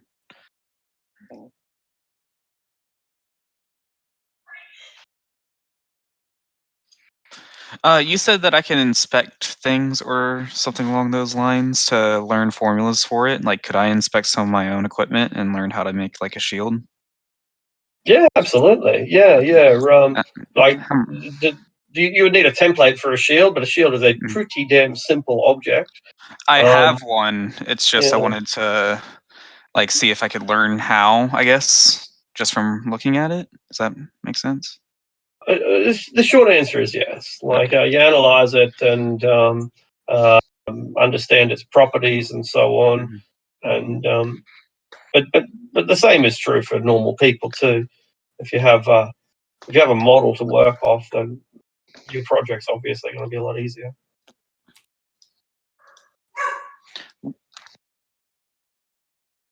All right. So are you building a shield, or are you just merely examining it? You said, did you say there was paper on the desk? There is paper and bills and ink. I'm sorry if you guys can hear noise. Hold on. It's all good. I guess I just want to have it that I know the formula for it or something along those lines. I don't know if it takes time is the thing. Like, as I said, a shield is a pretty simple object. Like, there's not a lot that you can learn. There are obviously different types of shields, and some are better than others. Round shields have advantages that square shields do not, and so on. But ultimately, you work out that there is something hard and a handle. Put them together, Okay. voila. Yeah, nothing complex about that. Okay. So having manipulated the windows and done the forgery, and Dalabash's case simply passed out. I guess we just wait for the night to pass, right? Yep. After maintaining my gear for about an hour, I'd say I would climb into bed and have my sword by the side of the bed. Excellent. And because none of us are elves, by 8 or 9 p.m., it's likely that we've drifted off. It's of course you are. You're the darkest. And I don't sleep. Oh, and you don't sleep, right? So that does, completely throw out the little monologue that I just had. So with Artisan constantly maintaining an alert, a vigil, Aliun, it's one of the inconveniences of living in human society is that it's not 24/7. Surface society in general, not 24/7. Are you going to get bored in here for like 12 damn hours, 6 till 6? Oh, fuck yeah. What are you going to do? I'm going to spend a few hours just dancing. Yeah. Yeah. I don't know. Practice my singing. Bit of TikTok. Yeah. Make some TikTok videos. All right. Practice your singing. Well, that probably lulls the other people to sleep. In a gentle sense. Your voice is as good as any nightingale. Okay, that's wonderful. So it is then that Artisan is awake as he always is, and Aliun is hasn't even truly begun her meditation. She might be doing the cha-cha or mid lullaby when there comes a scream from outside. Intense, high pitched, desperate. It sounds like a woman's voice, and she is roaring up the path of the old Fort Inn. Help! Help! Help! Mara will get up and open the window to see what that is. All Removing right. her ball bearings first, of course. What about the rest of you, Delavash?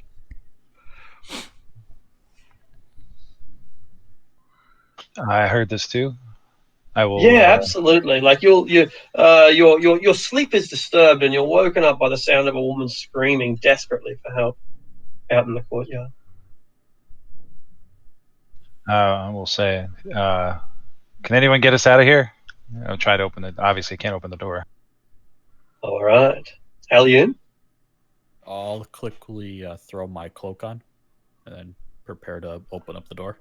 See if I can force it open. Brilliant. Yeah, artisan and flightless. I guess go to the window and try to like look out through like the slots and see if you can see like the person approaching or like what chases it. All right. You look out there, but the voice is coming from the courtyard, from the opposite direction. So there's not anything initially you see, but let's roll for initiative.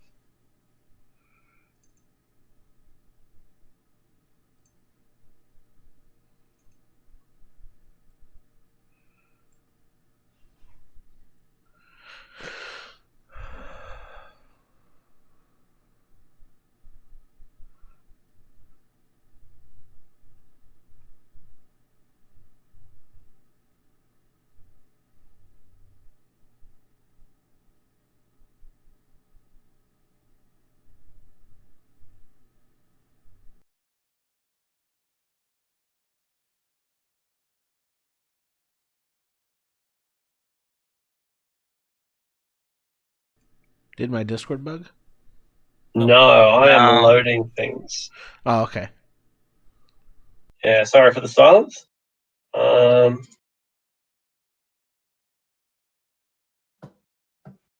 Okay, brilliant.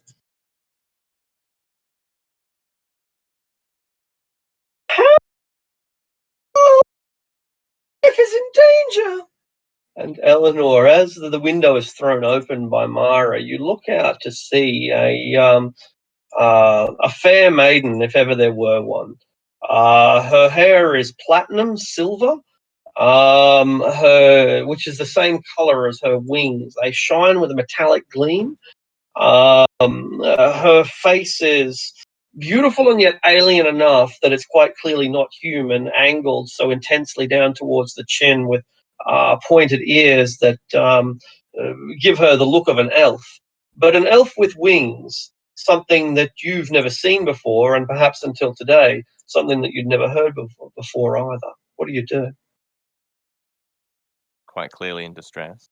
Quite clearly in distress. She has a bow in her hand, and a quiver strapped over her shoulders. She's firing the bow down towards the south as we watch. One of her wings is crushed and broken, shattered indeed, bloody and bleeding, and she looks like she's suffered some devastating blows besides, as if she'd been hit with, run over by a cart and wagon. I'll call out to get her attention and gesture towards the open window. Here, over here.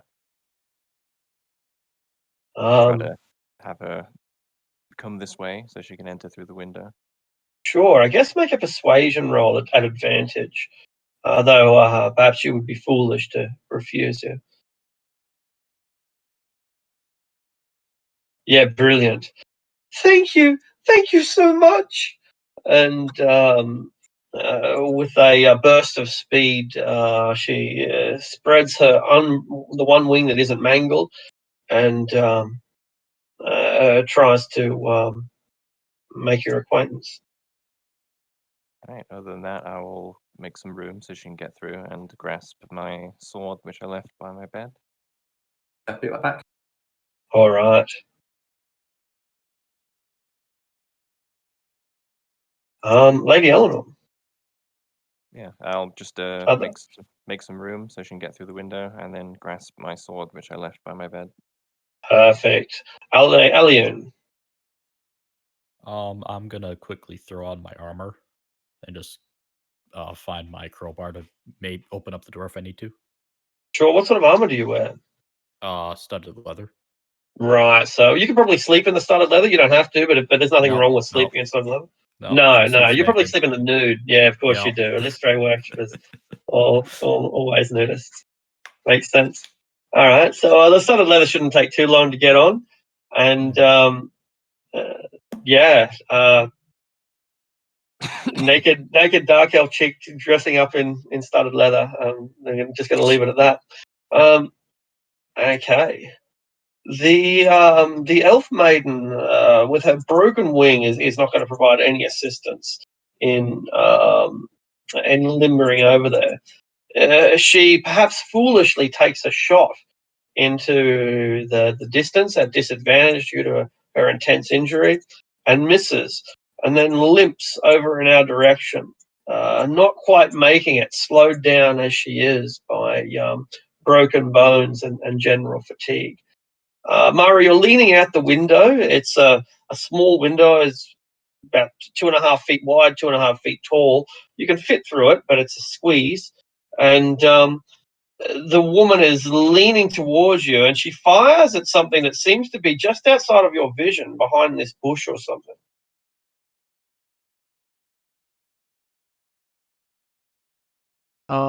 Can I go ahead and try to grab her and pull her in?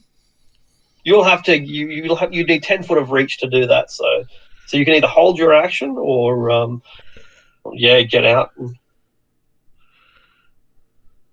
Get out to the danger zone. Mm.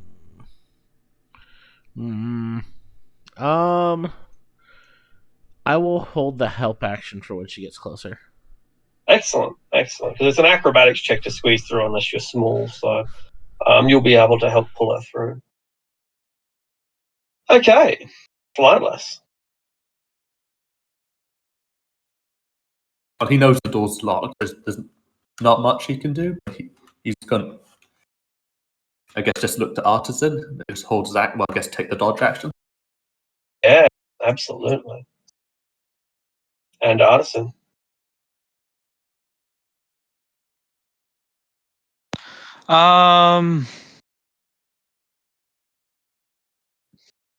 I guess I'm just going to have my weapon and shield in hand and go stand in front of the door and wait until I hear something else, because I don't know that they.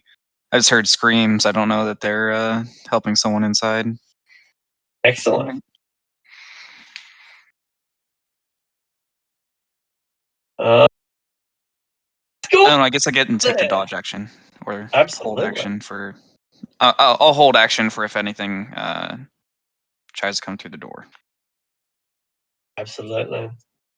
What's going on out there? Comes the call from across the other side of the courtyard, and scrambling out.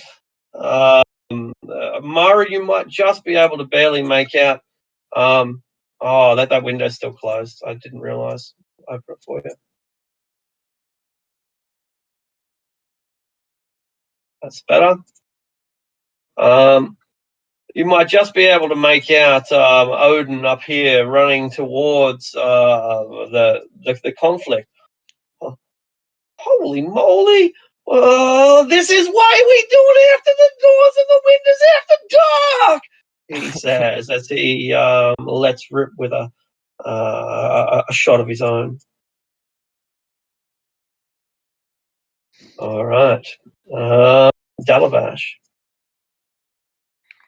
Damn it, Odin, let us out of here. I will cast Shillelagh on my staff, and I guess I will take a hit at the lock on the window. Brilliant. It's an attack roll, unless you want to make it an athletics check.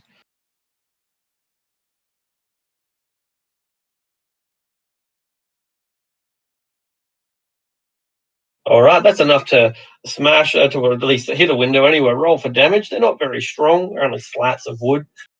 4 bludgeoning, however, is not going to be enough. Technically, it's supposed to be 1d8 because it's a shillelagh. I thought it was. Would have been more. So re-roll that. Yeah. Does it have? It doesn't have +1. It just becomes magical, right? Yeah. So it's and wisdom. I thought right. That's the modifier. What's your wisdom? +3 on my wisdom. 10 points of damage is easily enough to shatter the thin slats. They're probably beyond repair at this point. The window gap is quite narrow, though, and you look out into the darkness. There's nothing to see outside this side. It sounds like the commotion is on the other side of the building. How much of my movement does it take to get through the window? It will be an acrobatics check, and it'll be difficult terrain. You get stuck. So you're halfway through, and your fat ass is kind of caught on one side, and you're halfway through on the other. Maybe it's your weapon that gets stuck, or something. But however you envision it, you're currently jammed in between there. And That will end my turn. that will end your turn. Okay.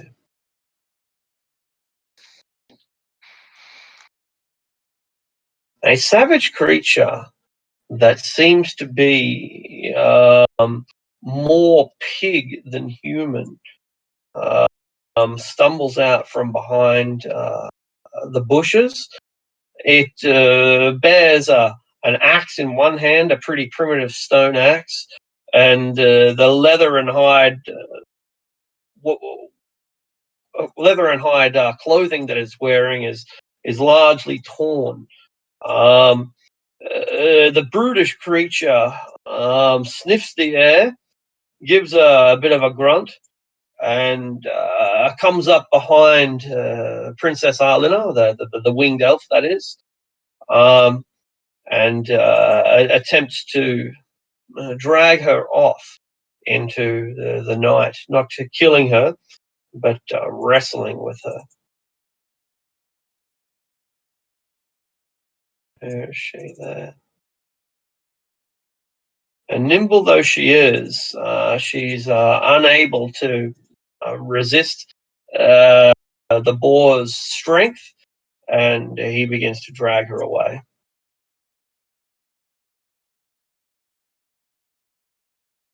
Lady Eleanor, you'll see this.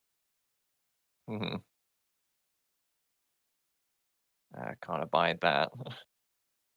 Even if it's suicide out there, I have an obligation to at least attempt to protect her.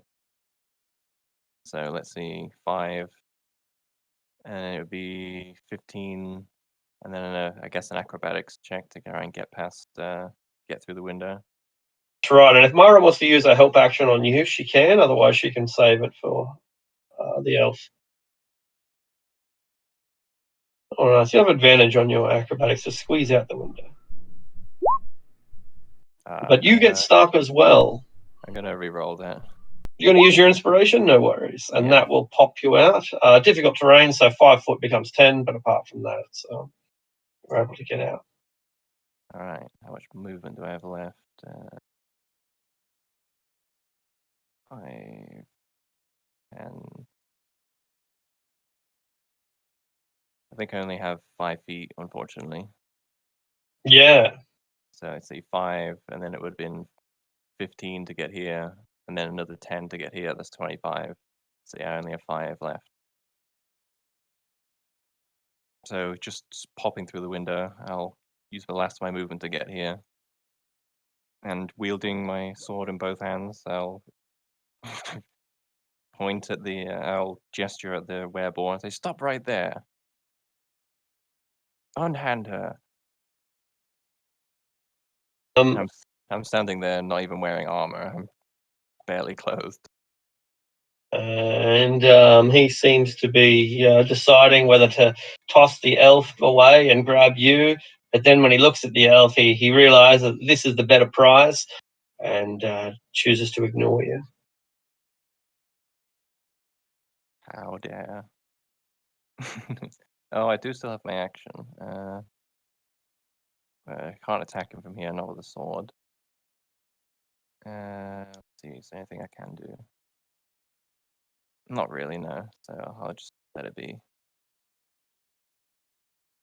Yeah, you're right. I could do that.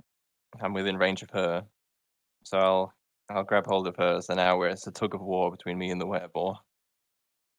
Excellent. And that's it. Brilliant, brilliant, brilliant. Alioun. Yeah. I'm gonna call it. What is going on up there? What's happening? A woman is being dragged away by a giant pigman. Oh no! I must help.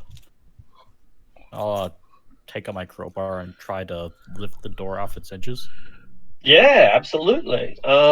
Make an athletics check. Your crowbar gives you advantage. 12. 12 is not going to be enough to open the door. It's a sturdy door, and the hinges have only been installed in the past few months. You're going to need to put your shoulder into it. Yeah, all right. All That's it for right. me. That's it for you. The winged elf attempts to slip out of the pigman's grasp.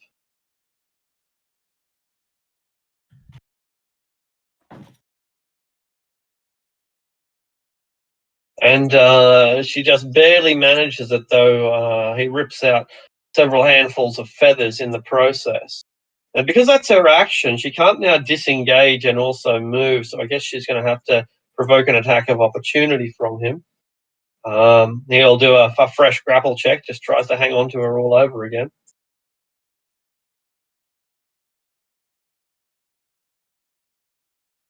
And once again, she slips just outside of his grasp. And tries to get into the room beyond. And in spite of her wingspan and even with a broken wing, she somehow manages to slip inside and collapse on the bed in a bloody heap. Mara. Become a bloody heap. Yeah, that's right. Mara, you now have grave fears since Lady Eleanor is out there with the pigman alone. She will run over and grab her bow, which will probably be over the desk, and knock an arrow and try to shoot the pigman. Perfect. And it's an injury?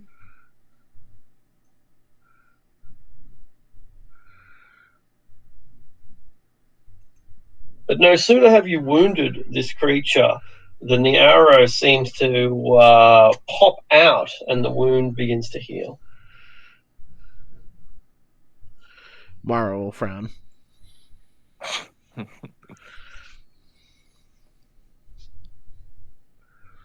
So, Flightless, there's a lot going on out there, but how you might help is something of a mystery.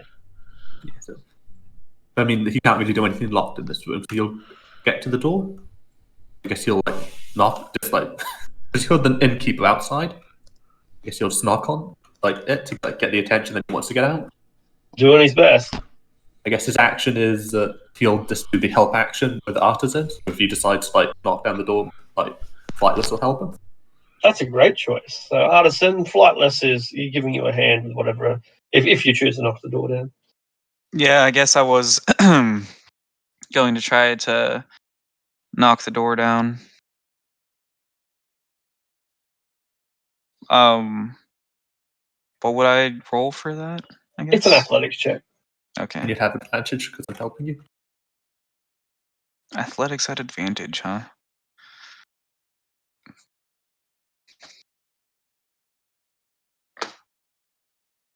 That work? No. Hold on.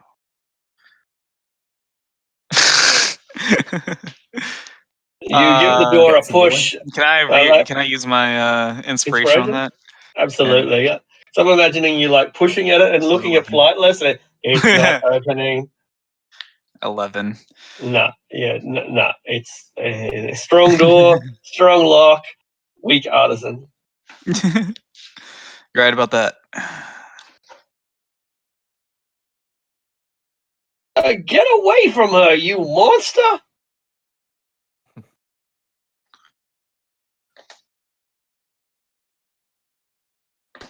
Oh, hell! And you see as Odin runs away from you, leaving you apparently completely alone. All right. Delavash, you're still stuck. Acrobatics check to move that button. Ha.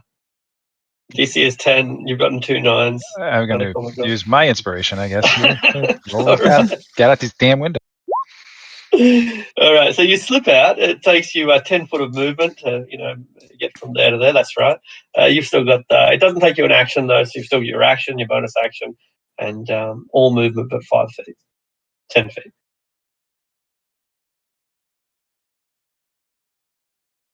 All All right, right, so this is really I'm gonna there.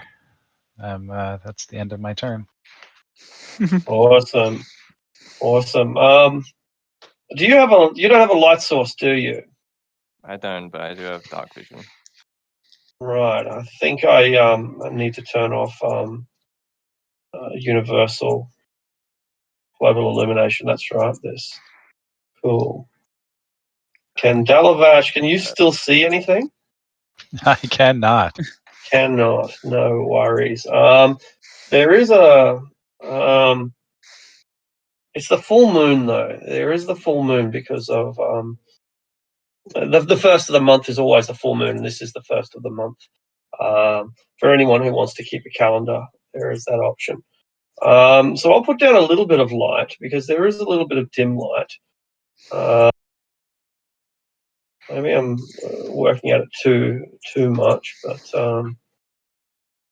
anyway, 0, 1000 dim. There,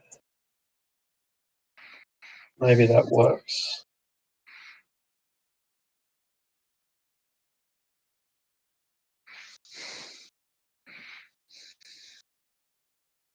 That still didn't help.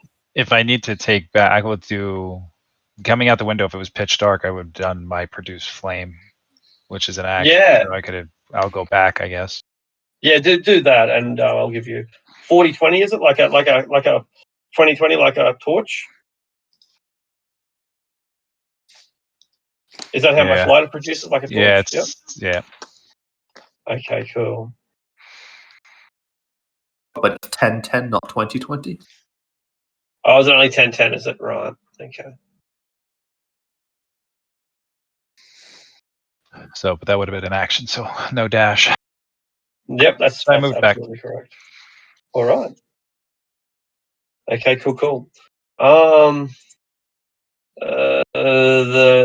boar moves up into Lady Eleanor's face and attempts to drag her away instead.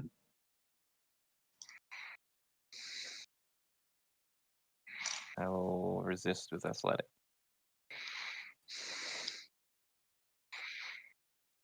That's But, 9, so don't have advantage.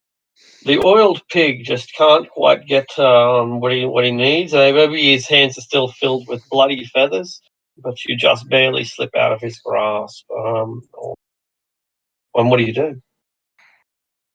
Well, this thing, I imagine it's even taller than I am, just bristling with muscle. And out here, facing it alone, seeing the arrow strike it, I know when I'm completely outmatched. So mission accomplished. The winged elf has been rescued somewhat. So it's my turn to rescue myself.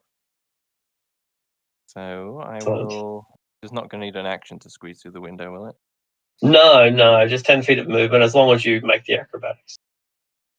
All right. Well, it comes down to an acrobatics check, I reckon. So I'll disengage, swatting aside a filthy claw with my sword. So I attempt to back up through the window. Brilliant.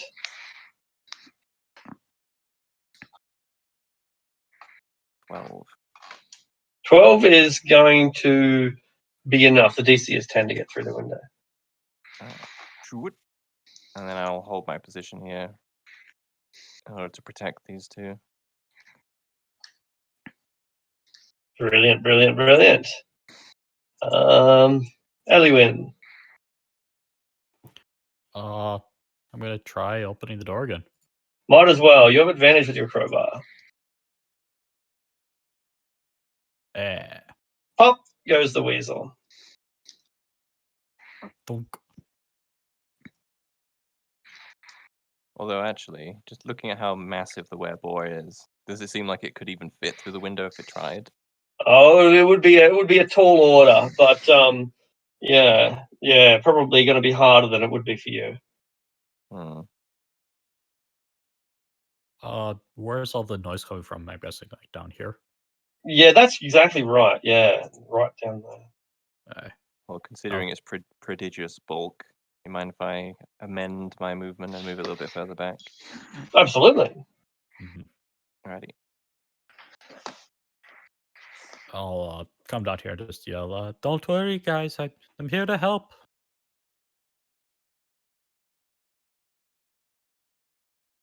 Would sure That'll be it. appreciate it if you can get in. That'll be it for my turn. All right. The princess, the elf, instead of stringing or taking one of the arrows from her quiver, some light just seems to manifest from her bow, and she fires her bow with stunning precision, an unmissable target, and small bolts of energy come out and strike into the boar unerringly. So I just set this up. Try again. Accepting drop from compendium. No, there we go. And I think it does 3. Boom, boom. So a series of arcane objects, magic missiles, pour out of the bow, manifesting and strike into the pig with deathly precision. But she practically collapses up against the wall after expending the energy of her bow. Mara.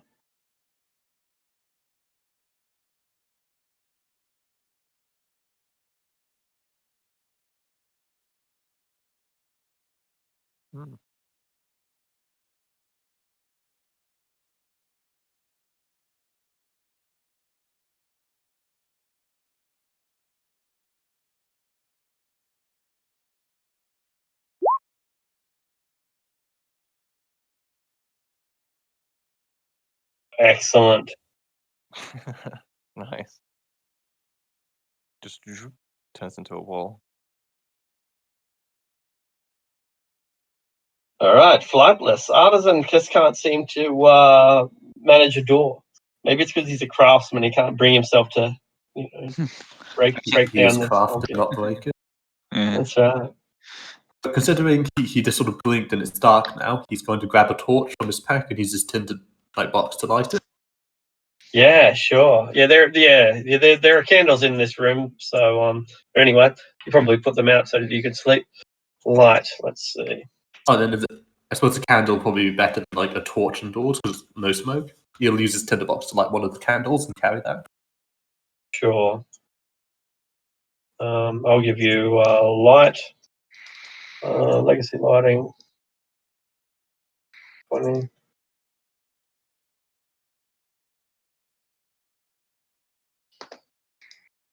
Okay. So yeah, you now have light. Artisan, what are you going to do?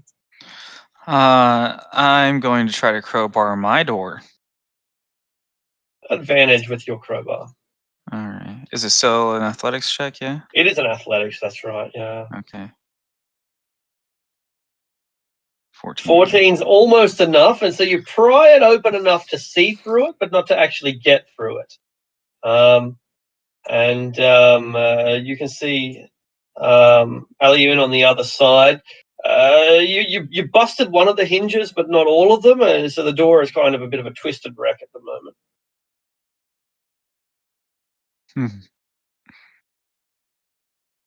All right. I guess that will be my turn then. I guess it will. Odin pops back around the corner, but yeah, Odin pops back around the corner. Probably lets lie loose with another crossbow bolt, but he ain't sticking around at this point, and he scurries back to safety. Dalavash. All right, let's see if I can get over there.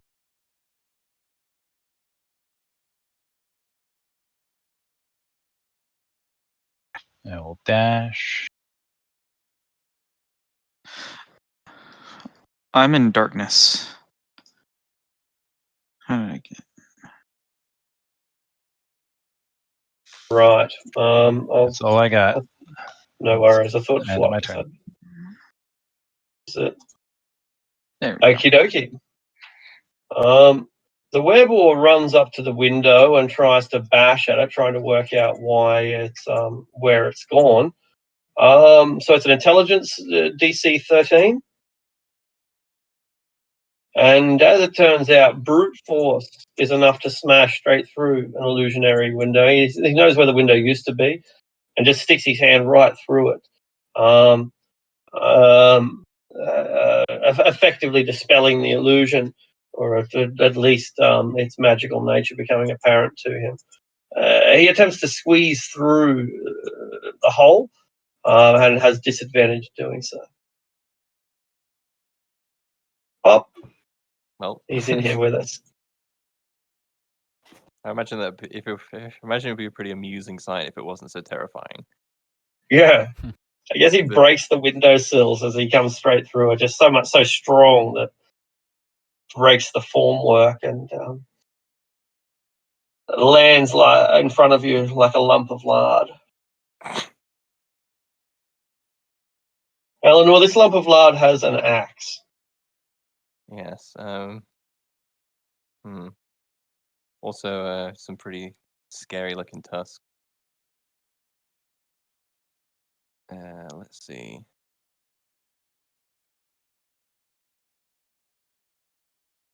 Saw Mara fiddling with the door earlier, so I'll say I'll tell Mara to to get out of here and to get the elf to safety. I'll, wielding my sword in two hands, I'll bring it down on the creature. Brilliant. There's a little else I can do. Long sword attack. You spill its blood freely, but it's such a mild injury that not only is it merely a flesh wound, but you watch as the injury that you did make regenerates before your eyes. All hope also dwindles away along with the wound.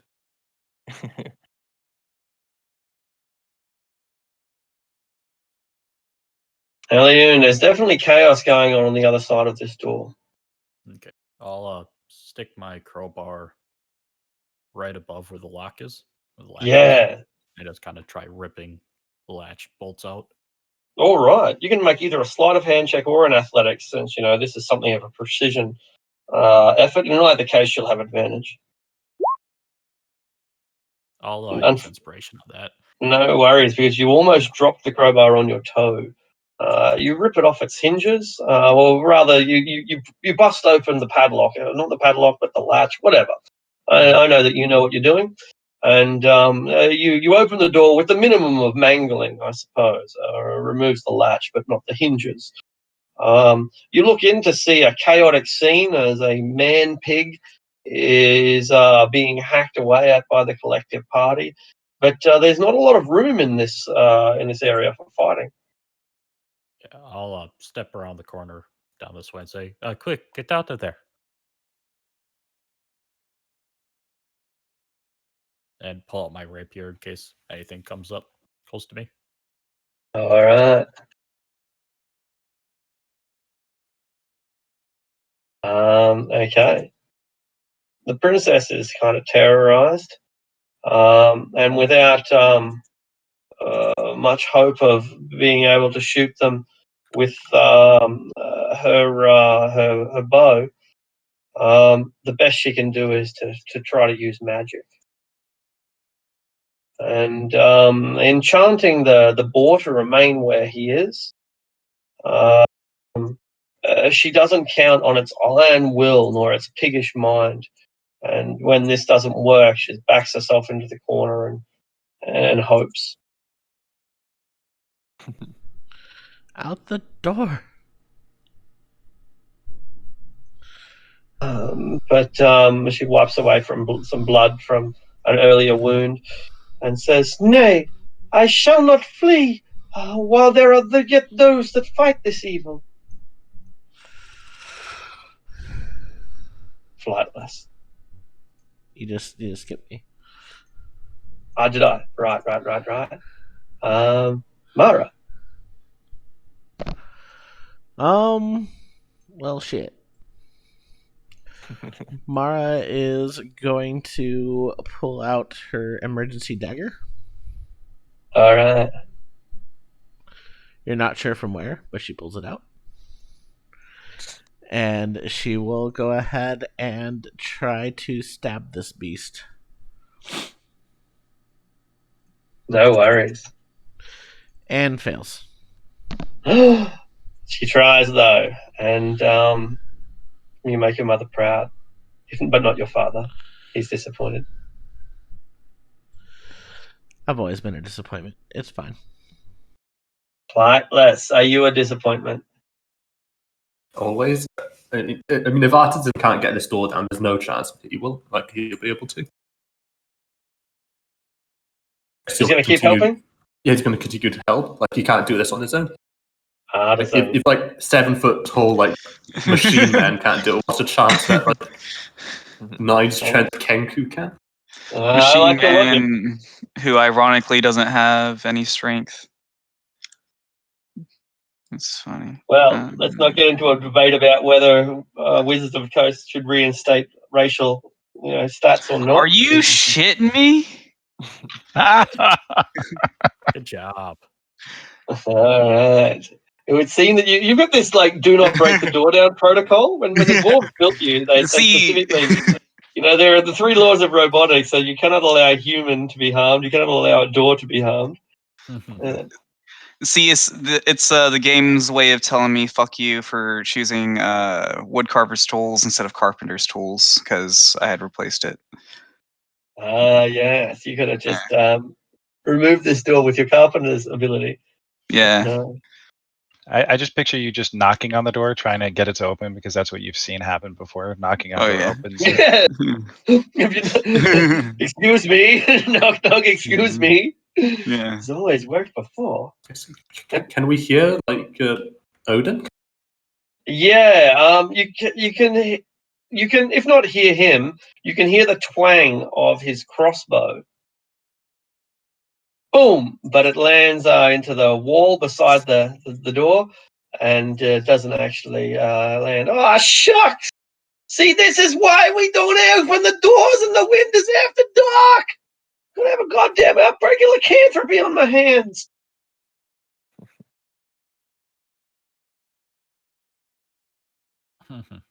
Dalavash, as you round the corner here, as I suspect you will, you'll find that the fight has gone inside.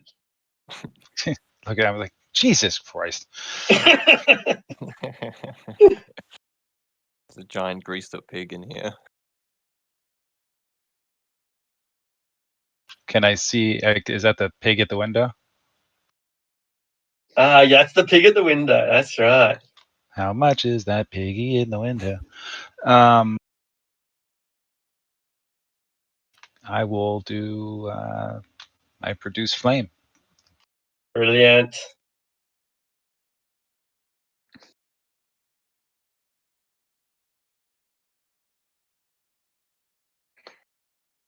Oh, it's a ranged attack, is it? Right. No worries. And all that you manage to do is hit the window fittings, the frame, and cause a little. You don't exactly set it on fire. This is a stone building, but you do create a ring of fire at least. Hey, pal, watch what you're doing there. Sorry.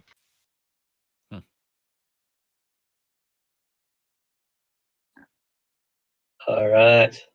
And that's it for me. The werebore has 2 targets. Or I suppose a third as well. It's got 2 targets, and that's fortunate because it's got two attacks. It uses its battle axe, which I have to set up because it doesn't have a battle axe. Battle axe, attack. Battle axe is a versatile, right? Pretty sure. I think so. I'm not sure. I think so. So it'll be a D10 plus 3 damage. Gosh, it can't be that much to hit, can it? Plus 3. Oh, that's fine. GG, call me a woman. Yeah, we're about to get fucking, I don't know, oinked. I thought it said plus 10 to hit, but no, that's not the case. It's what the hell? That's obviously a typo. Don't be surprised if it one-shots us both. Bam! Oh my god. It All crits. right. So Who was this that? is on Mara is a 2. So this is on Mara. No. Mara, you get an axe lodged in your head for 10 points of damage, which is pretty reasonable when you think about it. And the tusks rip at your companion Eleanor. 15, I guess, will hit because you're unarmored. Yeah. Yeah, I called it. It knocks us both down. Just boom, boom, just like that. Jesus Christ. Do you turn into a werebore? That's I this don't is know. where you're going to wish that you held on to your inspiration. Yeah. Well, there you go. Yep. There we go. Well, there is an interesting question. By 3rd level, paladins become immune to disease, both normal and magical. I'm not sure if that would cure it by that point or what, but I guess we'll find out. Probably, but we never know because true lycanthropy, such as this is an ancient curse rather than a disease. Well, shrug the dice roll where they may. Level 1. Level 1. I know, I have no abilities, so rip. Don't you have land hands? Oh, well, yeah, if I have hand. Yeah, that doesn't help if you're one shot. Ah, yeah. Yeah.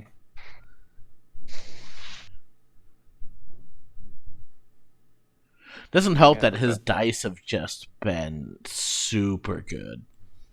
And ours have been terrible. Yeah. Yeah, right. Yeah, this isn't going the way I anticipated either. Eleanor, death saves.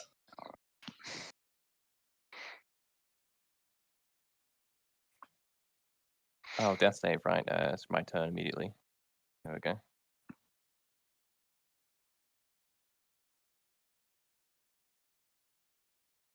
How'd you go?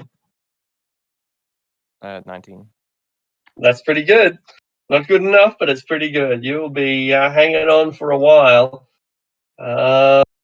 Alien. I'm gonna peek around the corner and just see the carnage in this room now.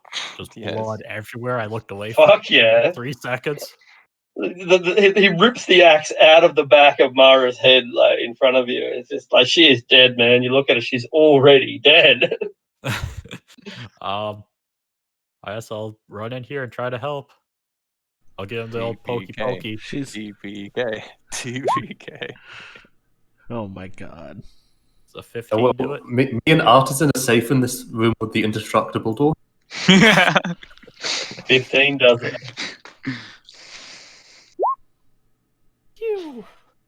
And it's a brutal blow, but no sooner have you landed it than it begins to heal. Rip. Also, Mara isn't dead yet. She's just bleeding She's everywhere. fucking dead, man. She looks She dead. got death You got like an saves. axe in her head. Yeah. Yeah. Yeah, if it survives, it will be by the will of the gods alone. All right. Oh, look, the princess doesn't know what to do. Get out of This is- here. I'll cover you. But,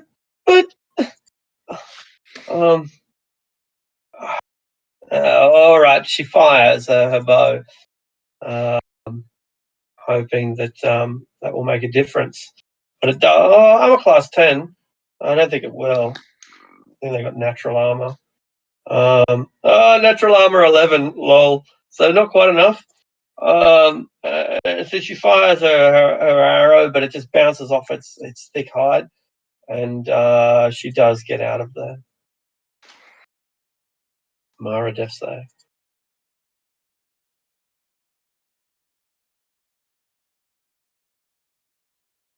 That's 219 so far on the death saves. Hanging on. She's only mostly dead. Lightless. But mostly dead is still partially alive. Say that. When my character heard something like more like something, I'll create. So I use my mimicry to create like a sound of like a bigger monster nearby that might scare something like whatever's outside off. Huh? Because he can't get through this door, so that might help. Has you heard something more scary than like the hippogriffs from the Griffin Forest? Sure. Yeah. Dragons? Like a big draconic roar then, like, for little flightless. Absolutely. Intimidation or deception? Yeah. Either of those is good. If the crow screaming saves us, I swear.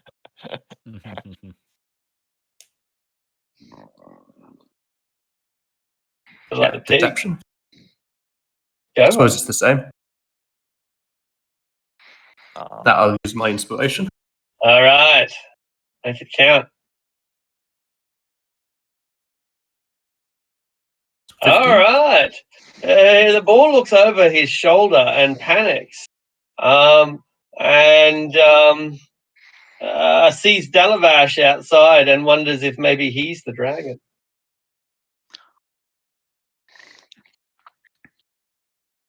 Artisan.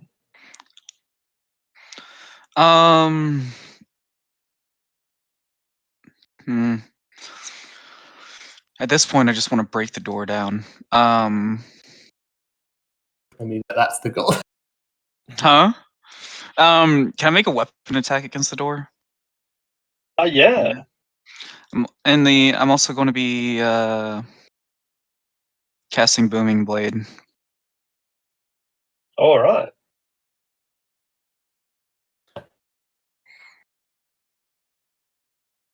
You hit the door. Roll for damage. And that. But it's a strong door. And although you crack it, there we go. The booming blade will take it off its hinges. Although does a booming blade only work when it moves? Yeah. Yeah. Is that all right? Oh, okay. At higher levels, it has a base to the hit damage, but that's only once you reach level 5. Oh, well, I'm dumb. Never mind. Artisan's never going to make it out of this damn room. That might be a good thing for you. Oh. Yeah. As, like, a bunch of us are bleeding and dying. It's fine. It's fine. It's clear who has, like, the tougher opponent. Yeah. Yeah, that door, man. Yeah, the door. Like, Yeah, pretty obviously. the doors are epic. They are. And DC 15 is more than a level 1 can manage. He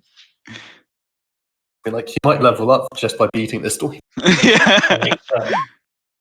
Bam. Now we're talking.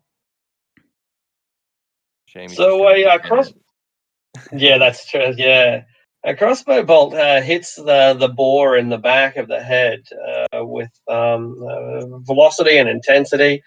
8 and 11 is, and it's a pretty brutal wound at this point. And blood is pouring out, getting into its eyes. It's flailing around, blinded by its own wound. And that's the situation that you see, Dalavash. A bolt just comes flying out of nowhere, strikes this creature in the back of the head. It's looking around, trying to find the dragon. You hear a dragon as well. Things are getting worse. What do you do? Move up here, get a better sight line, and do my produce flame at him again. Ah, Garbage dice. Garbage. yeah, not good rolls tonight.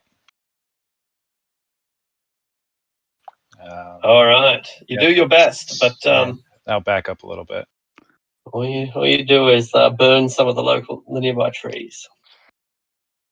I'm still half asleep.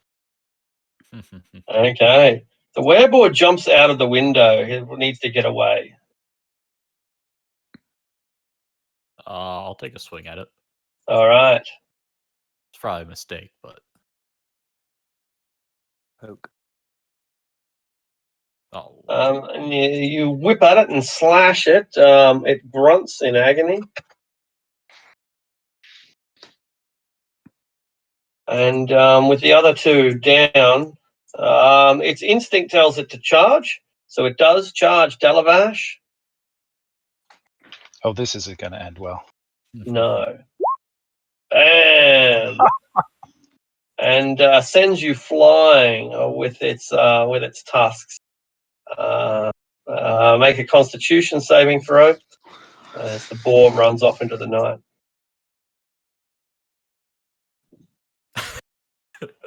We have a lycanthrope party. Okay. Where is that turn order? What did I just do with it? Did I just shut it? that's Jesus Lady Christ. Eleanor's death save right now. Yeah. Right. I've lost it. I don't know what. That's what I do with it every Hey. time. All right. Lady Eleanor is back in the back up. You have dark vision though, don't you? So you would be able to see it if you looked out there. Yeah. So I guess. All right. 15 foot to get up from prone. Yeah. So I guess just bloodied in ripped, ragged clothes, splattered with just crimson. Slowly get to my feet of sheer willpower alone. Look at the boar running away, and then notice Mara collapsed on the floor. Immediately move to her side, or limp to her side, and then lay my hands on her and restore 5 hit points of health. Excellent. Oh. And I also notice Dalavash out there in similar condition. I plan to go to him next. Alioun. I'll try to dive through the window. Yeah, acrobatics check.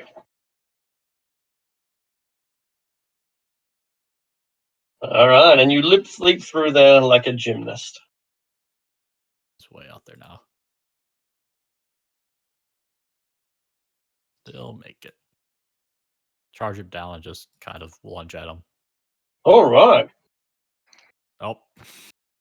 All right, but your clumsy attempt soon becomes a scene of great regret.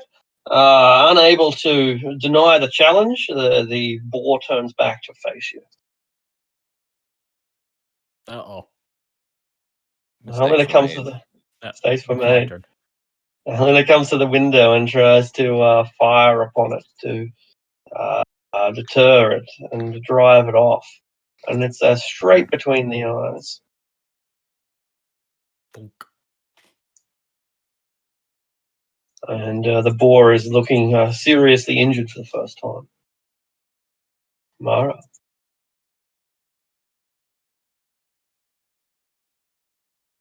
Mara will go ahead and get up. I almost forgot to unmute my mic on the recording. And I will come over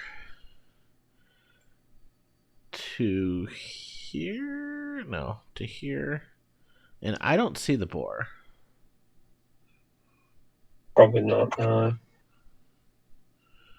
How is our friend looking over here?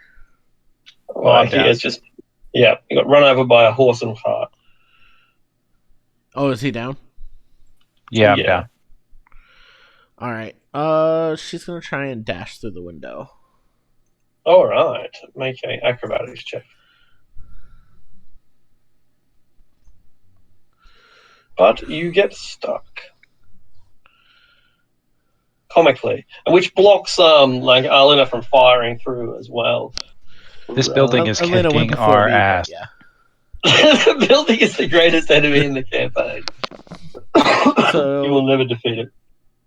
Mara is, yeah, her butt's just sticking out there, right in Lady Elena's face. Exactly right. Cool.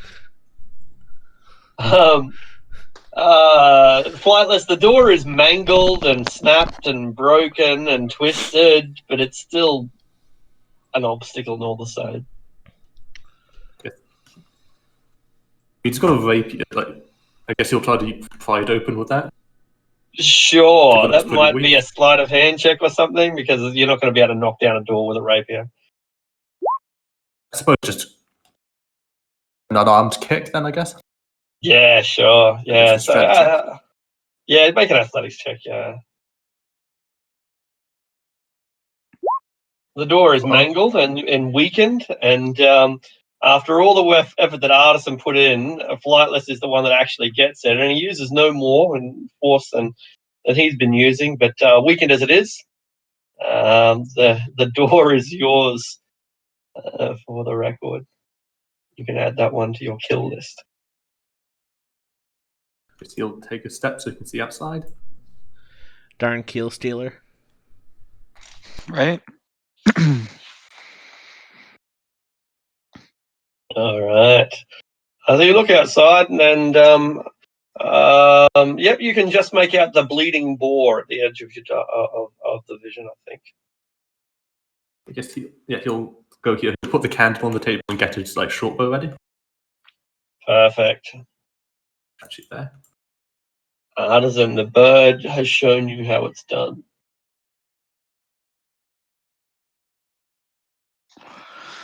Of course he has. I guess I'm going to be following him out. Yeah, Yeah. though I can't see much.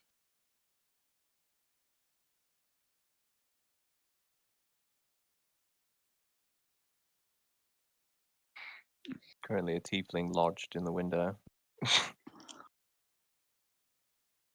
Right. Weefling. Can I cast guidance on the person trying to get out of the window? Yes, you can. Dope. So what is that? Roll. Yeah. I think So it's touch. yeah.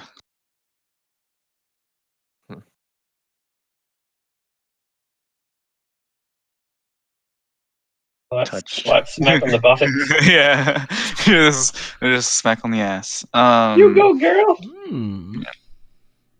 I mean, the funny thing is, I did say at the beginning of this that she was sleeping in the nude and hasn't had time to actually put anything else on. So, like, she's stuck in the window in the buff, like everyone This around. It's become an 80s slasher flick, right? Like gratuitous butt shot. Right. Yeah. Right. Just covered in blood. Yes. All right. And So that'll be my yeah, turn. that's all you can do, Artisan. The halfling emerges from the shadows, takes up a position, and tries to fire again, driving off the wereball. But the guy moves at such an incredible pace. He darts in and then darts back out again, moving off into the darkness. He does not want to be the next target. Dalabash. Death save. Poor Dalabash has had his lungs ruptured by this injury, and he is likely to die of his internal wounds.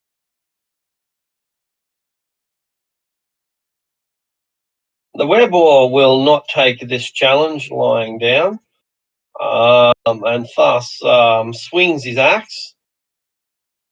When that misses, thrashes around with his tusks. Nope. But you are too nimble and agile. We are the nudie girl party, the nudie werepig Hey, I girl have clothes party. on.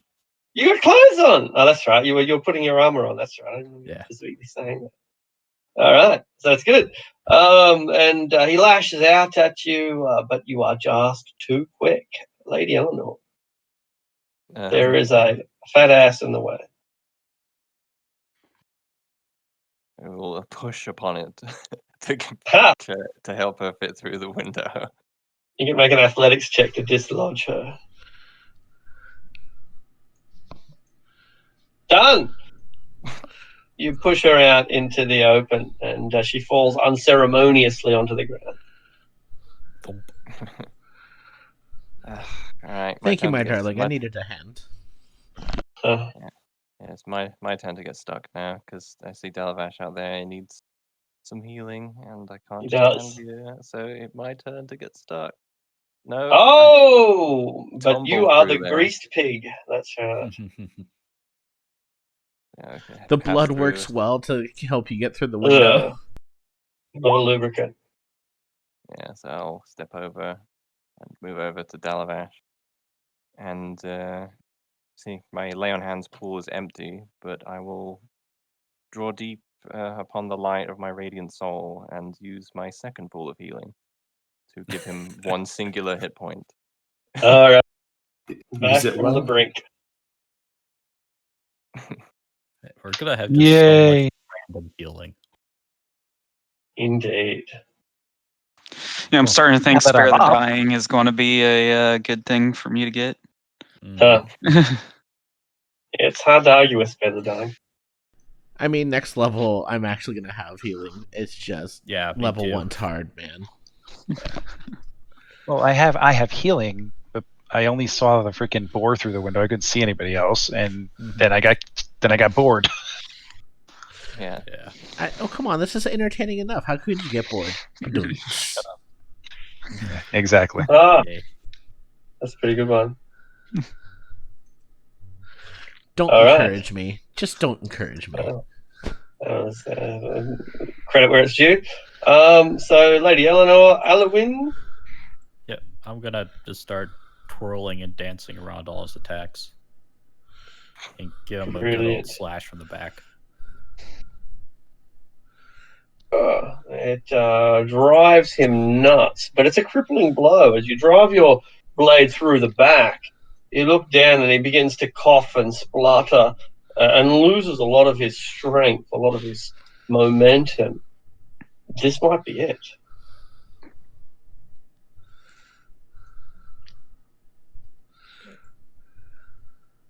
The princess makes sure it is so. And the 11 this time will hit. The 10 missed, the 11 hits. And the boar drops at the hand of the one who was attacking it in the first place.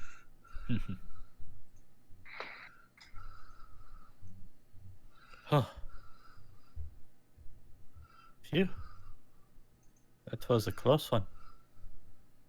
Mara, you get up off the ground. Yep. And Oh, she hello. will. I'm assuming. Are we out of combat now? Or. We are not. Oh, Oh, okay. shit. We are not. Oh, damn it. She will head over, and I think it was about here is where the arrow was that popped out of the board the first time. Mm-hmm. So she will grab it and restring her bow, and kind of keep it with her bow. And yeah, she will then dash over into this bush. Flightless. So you'll head over to the window. The boar's still twitching. Let's just hit it in the head then. All right. I have disadvantage, I guess, since it's prone. But then again, advantage because it's unconscious. So I guess that cancels out. Mhm. That'll do.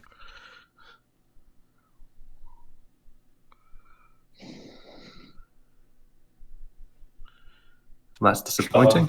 A little bit. It is a little bit sad, actually. Do I get to add my sneak attack to this? You do, yeah, you do. And that's double sneak attack, yeah. 2d6. Still pretty 10 points of disappointing, damage. but it is enough to kill it properly, and we do it past leave the initiative. Flightless gets both kills. Seeing how much it regenerated, I'll come up over and bring my sword down on his head and cut his head off. That's better. And as you cut his head off, he resumes the form of a human male with a red beard and freckles, a few scars, calloused hands. He looks like a Dalelander. Mr. Odin, do you recognize this man? I recognize that we should all get back inside quick smart. Come on, everybody. What you lingering out here for? This is vampire country. I'm going to use my 2 cure wounds on myself and Lady Eleanor. And I guess Excellent. as Mara approaches, I'll pick up what's it called? The little bathrobe they have to give to her, and then as Aliun gets closer, he'll just drop it and walk off. Mara will grab it, not put it on, but try to climb back through. Just kind of loosely hold it in front of you. Just kind of One toss is it in the axe. window. This time Yeah. she doesn't get stuck because she's not in a hurry this time. The 5 was for Lady Eleanor, the 4 is for me. Excellent. Well,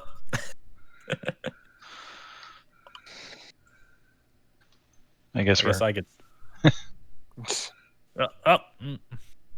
Give me a second here.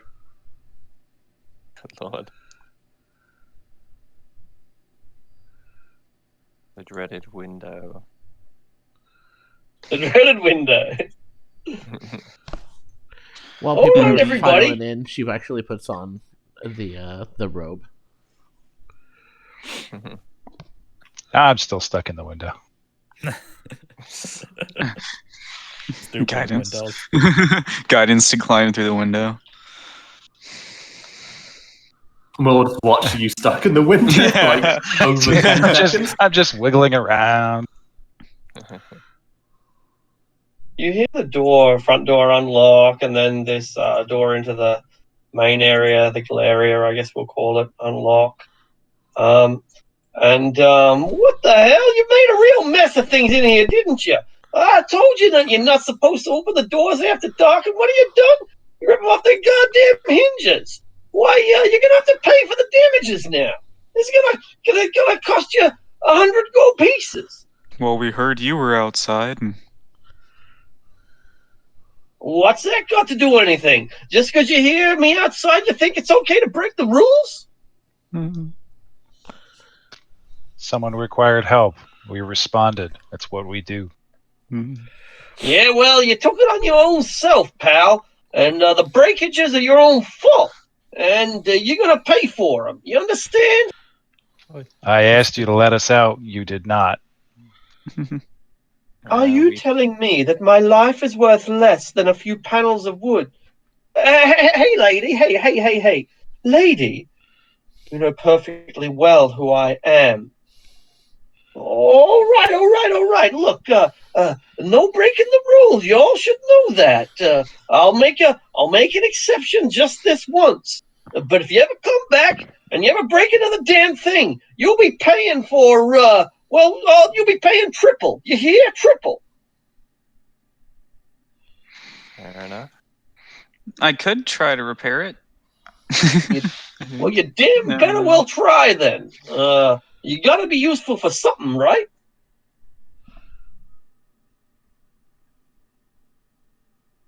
I guess looking slightly pleased with myself. You look at artists and make the dragon sound again, but less just quiet enough to hear. I know what, I can't fix it. Never mind. I don't have carpenter's tools. Or my woodcarver's tools yet. It's kind of flinched, oh, that was you? Looking at the crow. Just made the dragon sound. He'll nod. Well, I'm glad it wasn't a real dragon, and the wereboar seemed convinced. Well, let's get some sleep anyways and deal with this all in the morning, okay? I trust that my room is prepared for me, Odin. Yeah, that's right. Look, you go up there. I'll close the door. I'll come back down here. We'll fix these doors, because I ain't resting until my place is secure, and it ain't secure when the window's hanging off the hinges like that.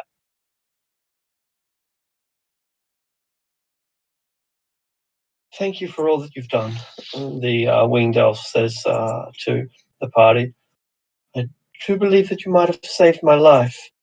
I was in pursuit from a hideous monster. Where that creature came from, I don't know, but it was the least of my problems. Before that monstrosity made itself known beneath the light of the full moon, I was being pursued by the giant of White Crag. Oh, hell, lady, don't say that name. You're going to bring a curse down upon us. You saved my life, she tells the party. I could not have escaped without you. Oh, anytime. It was my pleasure. Was the least that we could do. We were doing our duty. We couldn't just simply leave you be. No, I had issues with the door. And I shall wait until morning until I find out exactly what this duty is that you suppose that you have to me. And if you will excuse me, I think I am about to collapse. Say the same. All right, that's enough drama for one night. Come on, come on. Up the stairs you go. Up the stairs you go. You might want to let me back in my room, Odin. Oh, yeah, all right. And he opens the door and closes it again. Oh, hell, what have you done to the window? I told Comes you to along. let me out. Yeah, well, I'll let you out in the morning, he says. He gets a hammer and nails and boards up your window. The locks, are they like padlocks that you can take off? They are padlocks. From the small padlocks on the inside of the windows, large padlocks on the outside on the doors.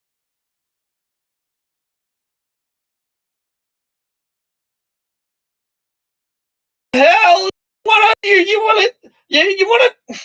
Fine. And he goes and rips the bed linen off one of the beds that hasn't been taken. Here, make it your damn self.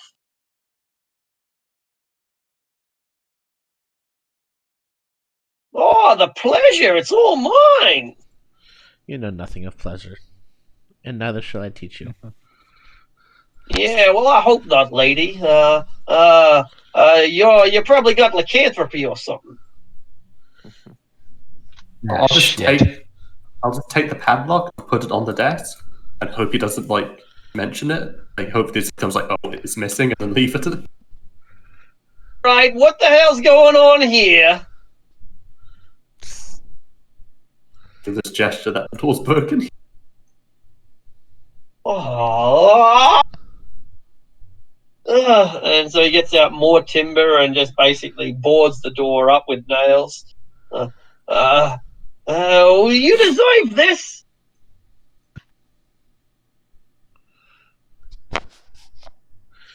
Morrow will, when she goes in, she will close the door, and she will minor illusion it to make it look like it's locked. Sure. All right. He does a casual inspection, so he'll have a disadvantage. It just gives it a quick once over, the way what we do with routine. And if he had have spent even a few moments longer, he would have noticed the obvious intrusion, but he doesn't even touch it, and so he falls for your trick. All right, everyone, tight and cozy in there, because I want you all to go to bed now, kids, and don't get up until the morning. You understand? Yes, I understand, Mr. Odin. Sorry for the trouble we've caused. Oh, you're all right, lady. You just keep that attitude, and hopefully it's going to spread to your companions. The way the lycanthropy is going to spread. Just calls out, yeah, no fighting, no stealing, no opening the doors and windows after dark. And that's in his voice. Oh shit! Yeah, exactly. God damn! I fucking hate Kenku.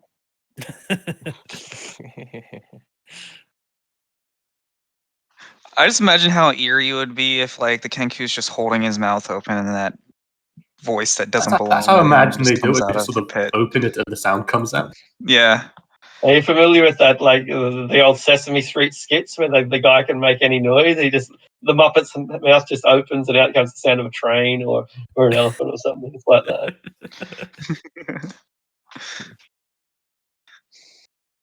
All right. Well, that was an exciting night.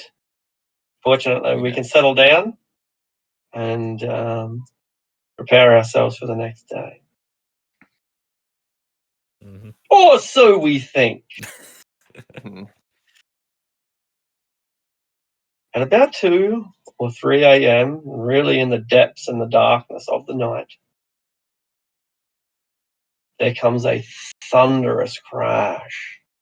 It comes from right above us. Roll for initiative. Here we go again. Everyone's like, "Oh no, that's just flightless making dragon sounds," and goes back to bed. Yeah.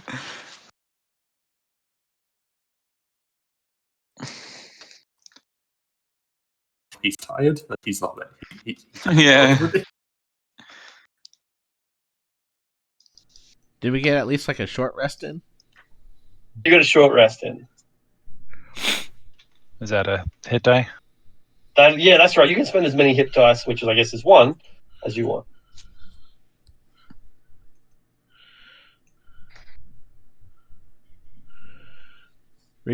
Recovers completely from grievous wound. You're right. One of my big gripes about 5e, but I will.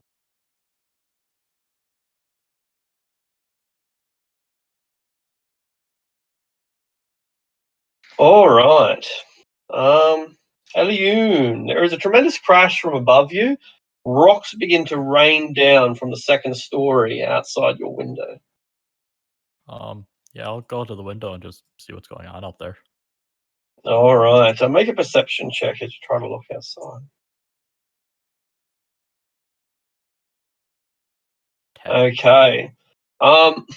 There are rocks falling. This building is made of stone predominantly, and it looks like it is raining stones. They're crashing and landing right out front of your window. You can hear the sound of muffled screaming and rocks breaking and falling, but you don't see anything. In fact, you can look out there and there's nothing to see. There's no armies, there's no dragons, there's just falling rocks. I'm just gonna take the dodge action, just kind of keep waiting till I figure out what's going on. Excellent, excellent, Lady Eleanor. That's awake with the start to the sound of this crashing and the screams. Oh, for the love of how blighted is this godforsaken land? Grab my sword once again, stand up, and try to determine who's making that muffled screaming. I guess it's an insight check.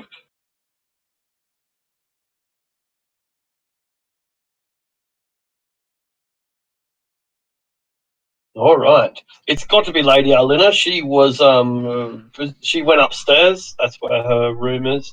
It's a woman's voice, and you've already heard her screaming distress before, so you recognise it instantly. But it's muffled. It sounds like she is being choked, or her voice is directly above. Did I see where the stairs were? The stairs are at the front, near the front door. Yeah, I'm not. Out here. All right. Well, I'll check the window, and assuming Odin didn't board it up. Oh, he did. He absolutely boarded it up. Yeah. In which case, I'll check the door, which is open. Doesn't exist, The or illusion. opens rather. Yeah, yeah. Did he fix our door? He boarded yours up. He spent half an hour. Like if it was broken, he got out the hammer and the nails. It was just the Also, lock. if you replace the lock with like boards. What? Your one was just a busted lock, right? He just put a fresh lock on it. Because we just kicked the door through, and then I'd like hid the lock somewhere. That's right. Yeah, so your door had to be boarded up, had to be hammered into place. So there's all nails and reinforcements. It's a bodge job, but you could lean on it without breaking. Artisan versus the door, round 2, fight. That's right. Yeah. That's right. Revenge of the door. I'll say to Mara to let everyone out. As I go here, 10, 15, 20, 25, 30, and attempt to open this door. Brilliant. Athletics check if you're knocking it down. This one here, is this one locked? It sure is. He doesn't want anyone going out into the main room and stealing the wine. Alrighty then, here we go. Boom, and you knock it off its hinges. Hi. You hear Odin screeching again. Yeah. That's it. That's all my movement and actions. Dalavash, outside your door, you hear the thunk of a door being smashed open. Yell, Owen, if you don't want more damaged goods, you better let us out. But there comes no answer. I will shillelagh my staff and attack the door now. Shillelagh. Shillelagh. Watch me lay. But you all you do is give a loud knock. Knock, knock, knock, knock, knock. You think someone wants to come out, Eleanor? That's it for me. Artisan Doorsbane.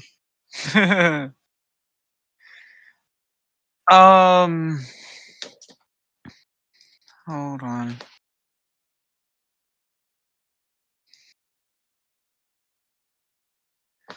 Would Tinker's tools be able to be used to take apart the hinges? I don't That's right. You couldn't make a door, but you could, adjust the hinge with a tinker tool. Okay. So can I just try to undo the hinges? Absolutely. So if you're trained in the check, go ahead and use it. Probably in athletics, probably a strength based, but you could make an argument for other attributes too.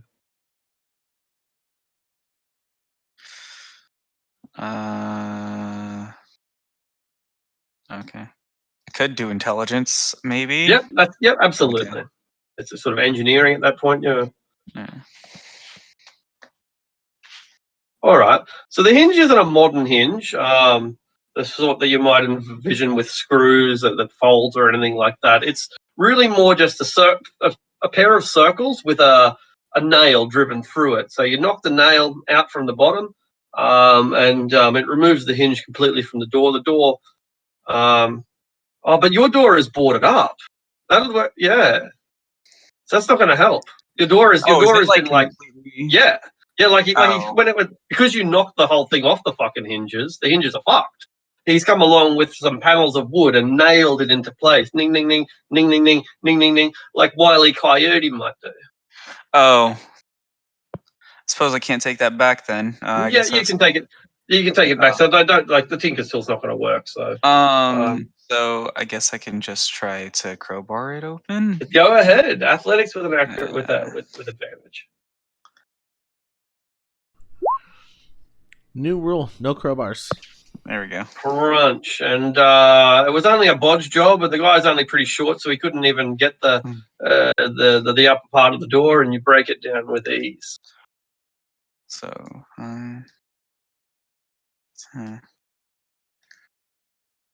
I can't see anything because this hallway's kind of weird for shading. But is there another closed door that I can prepare to help force open?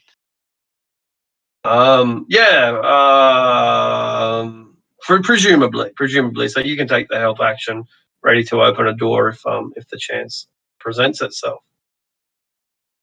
I guess I'll just wait to see. Then. All right. The muffled screaming seems to grow more mute, and there is a struggle upstairs, Mara.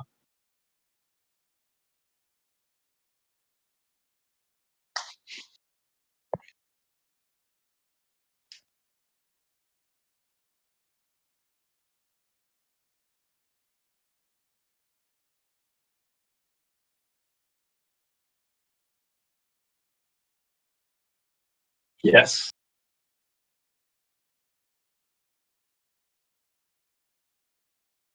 All right.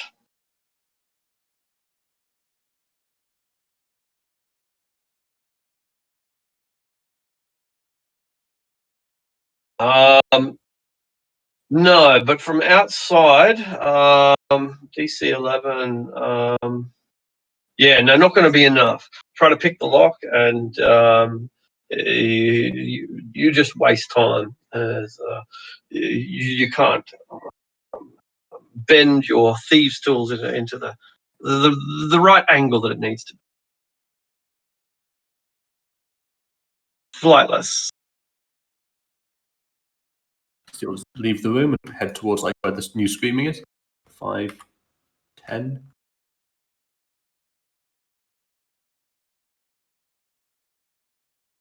The new screaming, for the record, is coming from directly above you.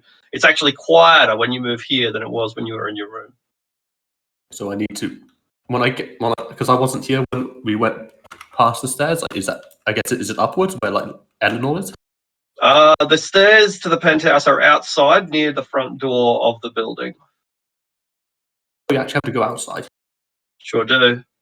It's an external staircase. Guess he'll plant himself here in the middle of like these lot. They seem to know where they're going. He'll hold his action to dash and follow Eleanor. Oh yeah, no worries. When you see the stones still falling from the level above. Yeah, I'm gonna try breaking this window open, I guess. All right, I suppose it's an athletics check. Yeah, just pull out my crowbar again. The DC is only 10. The windows are a lot easier to open than the doors. They're smaller, weaker, hinges are weaker, and so on. And when you look up, let's see if I've done this right. Yeah, cool. I might transport you straight down to this lower map down here. You're 20 feet below them, but when you look up, you will see a lumbering giant, a bestial gorilla-like, also probably completely nude as well. And this monstrosity, this greasy, slimy, sweaty horror, has Aunt Lina, the winged elf, clutched up like a chicken underneath its wing, all battered and crumpled and bruised, and it looks like it's either looking out into towards the horizon or looking down onto the ground where it's about to jump. In which case, if it does, it'll be jumping straight upon you. Okay. Yeah, I'm just gonna kind of stay inside my dorm and just kind of keep an eye on it. Excellent. I'll put you back up into your room. It was this room, wasn't it? Yeah. Pretty sure. Yeah, cool. All right, great. Lady Eleanor. All right. Whoops.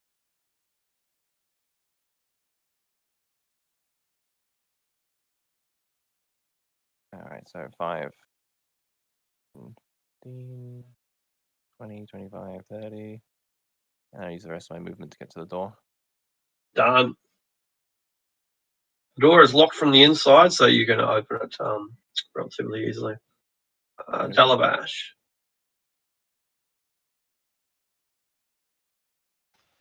We will try to open that door again.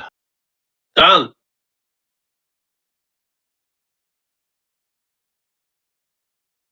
That's going to hit the door. So roll for damage. And 6 is going to be enough to break it. The door is strong, but not that strong. And you knock it off its hinges. It twists and turns and provides a bit of an obstacle. Nearly smashes down on the flightless, but you are free. And the stairs were in the main room. This is into the main room. Stairs were in there. That's right. No, this goes into the main room, and the stairs are outside near the front door.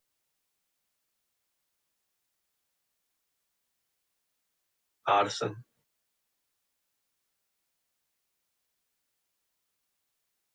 All right, so I guess I'm there to end my turn. Brilliant. I can't see anything, so I guess I light a torch. Darkness. All right, you light a Yeah. torch. That takes your action. That's So fine. where did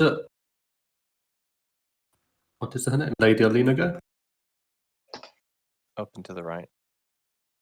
Because I was supposed to have followed. Yeah, you can dash after him, so you can use your movement to dash.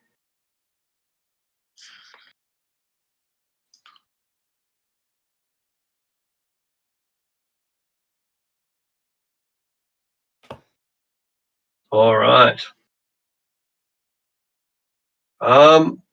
There comes a tremendous thud. Outside. Sorry, keep I going. don't get that. So I don't get that far. Get that. No It's not that worries. far.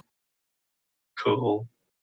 There comes a tremendous thud out, so almost directly outside your window, Ali. Almost directly outside your window. And the tremendous greasy giant lands right outside your window. You come eye to eye with it momentarily. It clutches the unconscious and broken form of the winged elf within its hands. And it's within 5 foot reach of you, like it lands right in front of you, and looks like it's going to make a run for it off into the darkness of the night. Yeah, I'll just kind of let it go. Wonderful. And so your dark vision will see it disappearing off into the darkness, into the night. But curiously, even though it landed with a tremendous impact, jumped 20 foot down into the soft ground, it's been raining here, and so it's a little bit muddy, it's a bit soft, it didn't leave a footprint. And as it runs off at full speed, neither does it leave any footprints behind, doesn't disturb a single blade of grass. Weird. It goes east. Mara.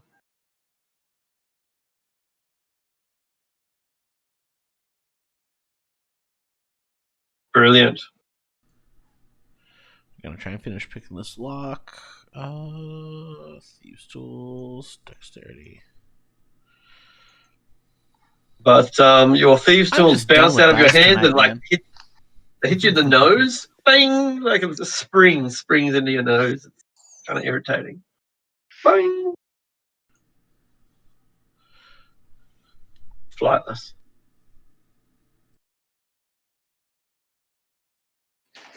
He'll join the Vayreen, like Lady Vayreen up here. Mm-hmm. He doesn't want to Yeah. go first, so he'll dash like with her again. Right.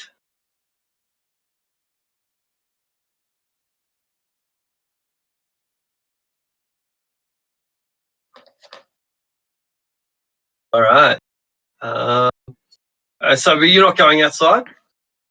No, he's going. It's like he doesn't want to be the first outside. All right.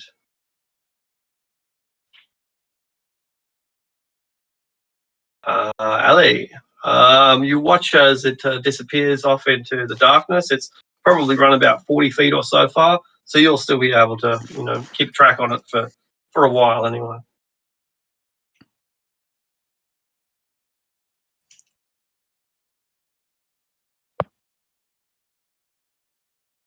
Ali,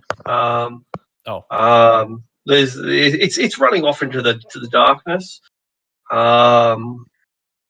Sayonara, what do you do? Yeah, I don't think I can really do anything about that. Yeah. As much as I want to help her, I'm a That's just suicide. Yeah, absolutely. And thus, all that you can do is witness as it disappears into the pitch black beyond. Eleanor, you'll see the staircase here, right? Yes. All right. So I head out 5, 10, 15, 20, 25, 30. You will see that the door is already open and still swinging. Well, I dash up there with the less of my movement and enter the room. I guess All since right. Lady Varian didn't immediately die, I will use my held action to follow.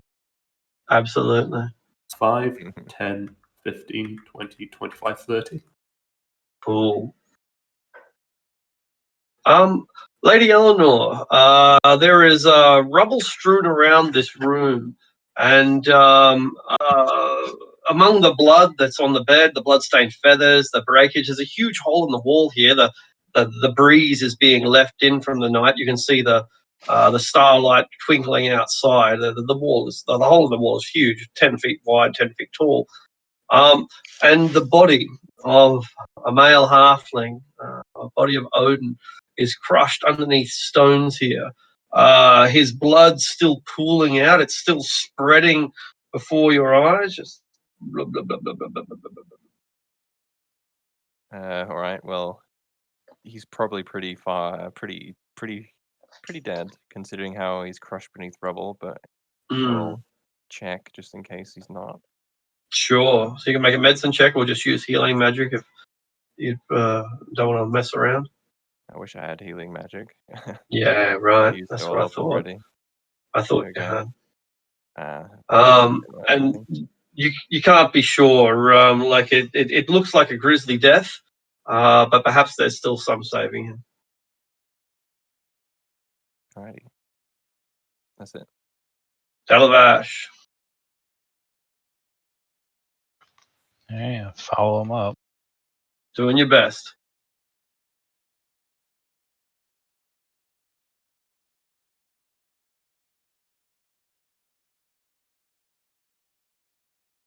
So he went up the stairs, so Went up the stairs, that's right.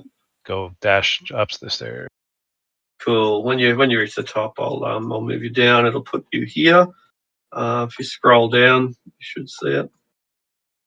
And this is a penthouse area, a lovely little part of the hotel, of the establishment. Fine plants and leather couches, nice carpets, but the whole place is rubble, and the blood is spreading across the timber floors. Odin on the ground, or is that it was? That's him. I dashed up here, so that'll end my turn. I don't see any. Yeah. Guess there's not much you can do, right? Pretty unfortunate. He appears Artisan. to be dead. I'll inform him. Follow in the pack.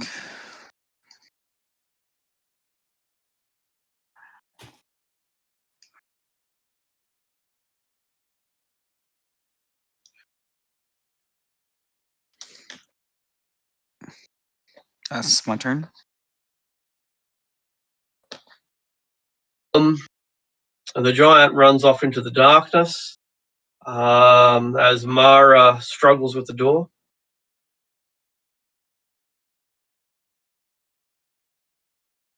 Here we go again. Oh my Time god! you I pop think it open. Yep. We'll see what Aloon is looking at, or Ali is looking And at. you can hear the squelching of it moving through the mud, but at 80 feet away from the wall now, it's nothing more than a dark shadow outside of the range of your dark vision. What is going on? The giant. You took the elf. He ran off in the distance.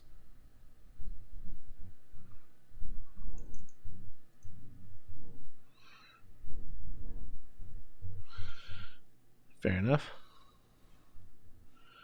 At which point, realizing that the thing is gone, she's gonna just sigh heavily and start heading back to bed.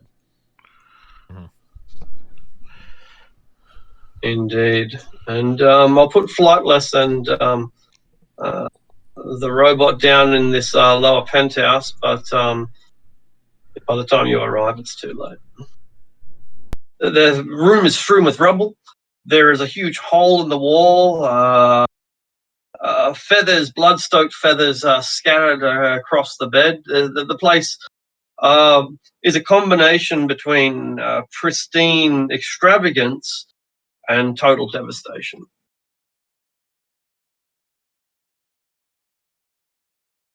So you'll go to the body? Like, I mean, it's obviously dead at this point, isn't it? He is. He holds a hand crossbow in his hand that is still loaded. Ooh.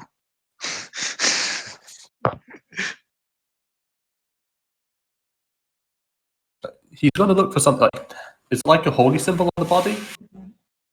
Sure. Make an investigation roll.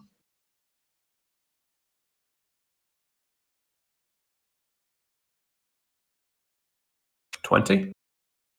Okay, you do manage to find a certain how would you describe it? It's a rock that's black on one side, white on the other. On one side, there is a black mask painted on the white and a white mask painted on the black. The mask is pretty simple, like a Bandito's mask, basically an 8, an infinity sign, however you want to see it. Yeah. Yeah, pretty simple. It's the most simple representation of a mask that you can imagine. Black on the white side, white on the black side. Do I know which god this is from? Maybe make a religion check, yeah. Because being from the Underdark, like he pretty much only knows Lolth. Yeah, sure. 13. 13.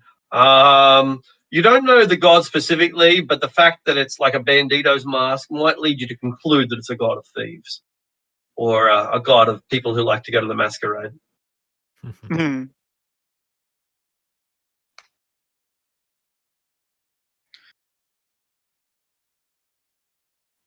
Did he have keys from? Yes. Okay. He has all the keys.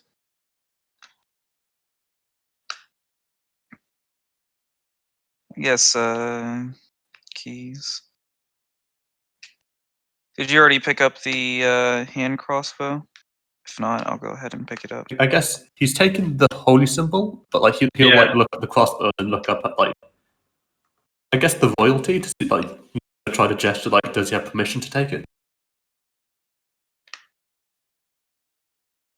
Oh, I guess yeah.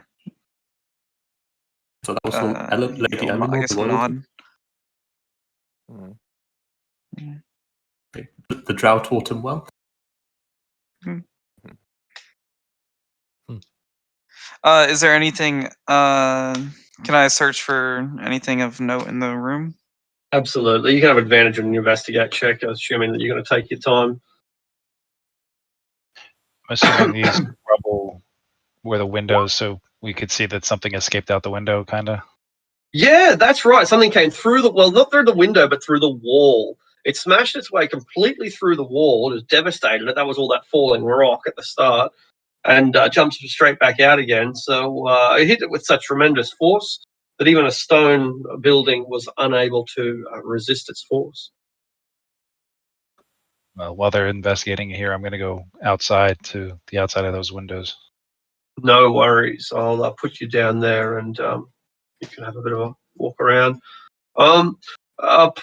Artisan, you will discover that in addition to several handfuls of broken and bloodied feathers, elf feathers, angel feathers, whatever you want to call them, she has left behind her quiver and her bow. Ooh. I won't specifically want it, but I know someone does.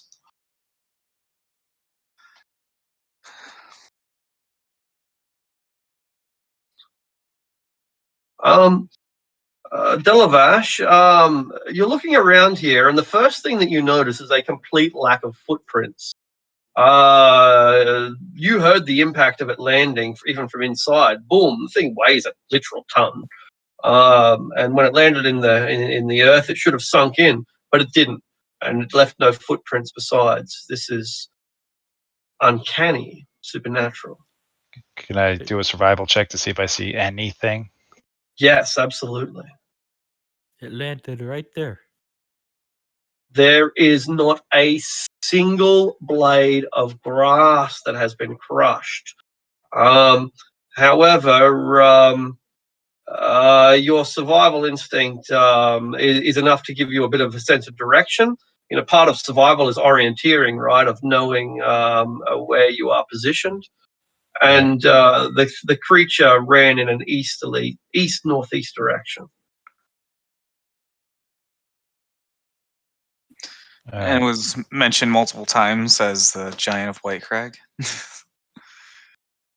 Yep. Assuming this is the Giant of White Crag, and it headed northeast-ish towards where this Castle Daggerdale is.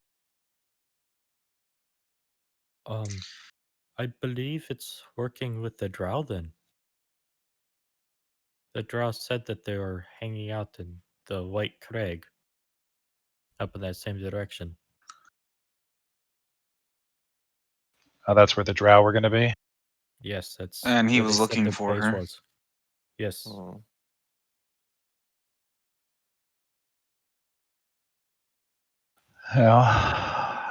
Well, we're still fairly tired, beat up a bit. Mhm. We want to rest before trying to go after her, or do we want to go after her, or what are we going to do? Are we able to go after her? I know a general direction he headed, but that's about it. I mean, We like, do- ability-wise. Yeah, like we do have stuff to finish in Daggerdale, but maybe after. Yeah, after we go up to Dagger Falls. Mhm. Yeah, after we go up to Dagger Falls. Yeah, we do have a time limit, Mara. Yeah. My bad. Did not expect a giant to like kill people in character. Yeah.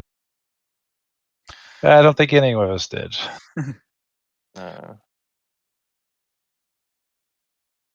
Well, the innkeeper's down. Yeah. Yeah. Would I be able to search the inn since I have the keys? I just want to, like, obviously, there's going to be stuff in here that no one's going to be using anymore. Sure. All right. Well, let's have a bit of a look around. You have light, don't you, Artisan? Now. Yes, I have a torch. Go ahead and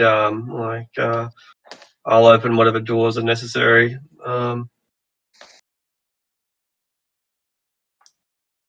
I'll just follow behind him and make sure he does. Because if we're going to like private areas, I want to make sure he doesn't like step on like his trap or something.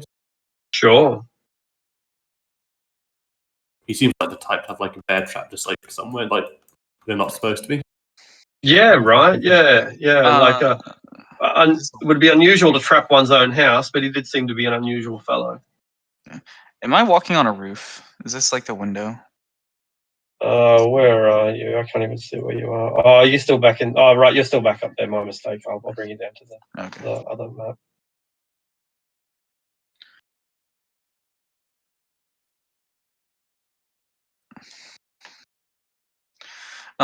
First place I'm going to check is behind his thing back here. You find a lockbox, like where he's keeping his change. There's also several bottles of wine and beer and stuff like that. I guess I can check what's in the lockbox. Sure. So you the lockbox is not surprisingly locked. You have the key though, right? I had his keys. If it's on there, then yeah. You do have his keys. Make a Constitution saving throw. Well, I was going to ask if I can do detect magic, but I'll just yeah. There we go. 22. Sure. Well, it wasn't magic anyway. Oh. A small needle. You stick the key in, and when you depress the key, a small needle pops out and stings you on the very finger that you're holding the key with. You take 9 points of poison damage. I You're don't immune take to poison. Yeah. All right. So it scratches you, and you see the poison that trickles off your finger, but it with no bloodstream to poison, it holds no danger to you. The cash box has a bunch of copper, a few silver, and a handful of gold. It also has a note. I'll see if I can find that note. Remember to refill the poison after you open this box. That's what it says. Yeah. Well, here it is. Rule 4, no stealing. Yeah.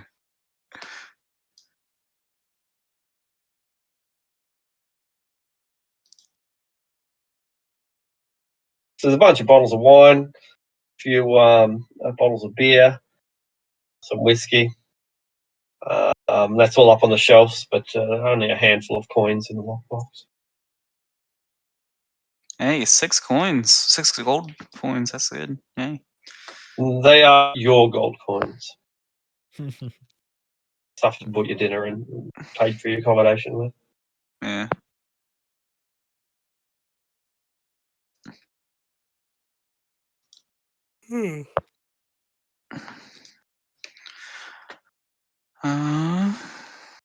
So 27 CP, 12 SP, and 6 GP.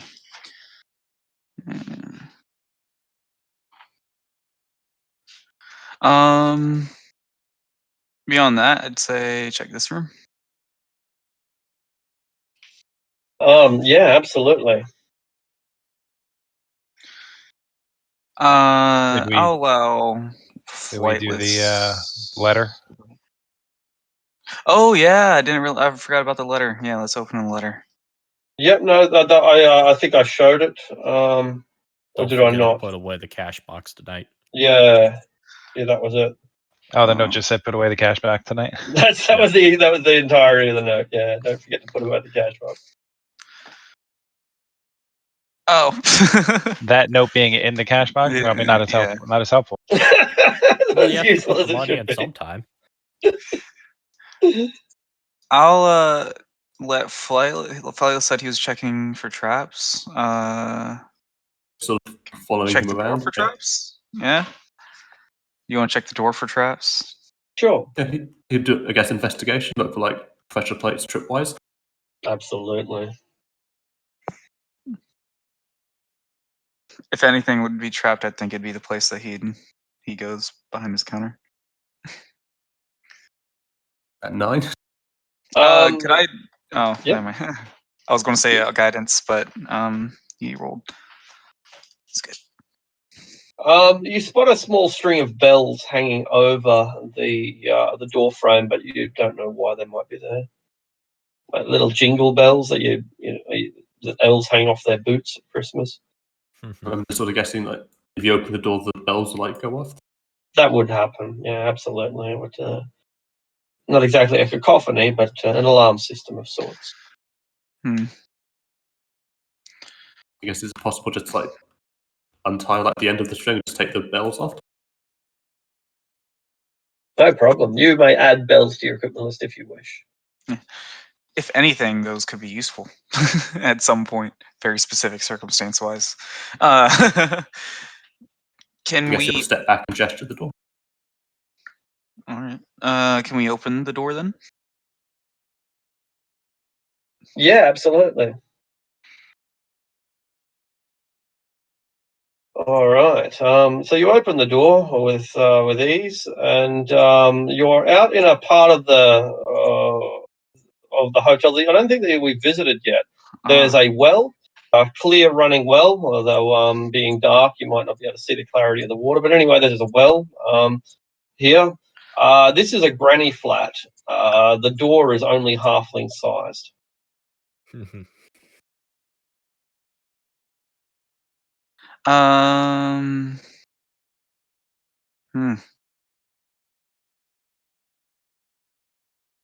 What's it made out of? The door, wood, and so is the building. It's a wooden building. Okay. Thatch roof.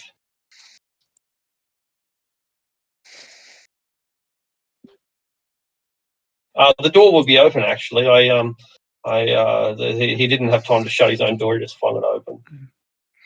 Are you able to fit in there, Flightless?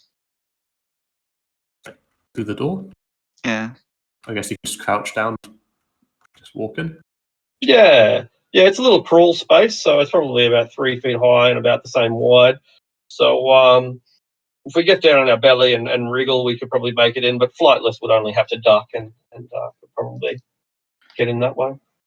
You find it's a flat, a halfling flat, if you will.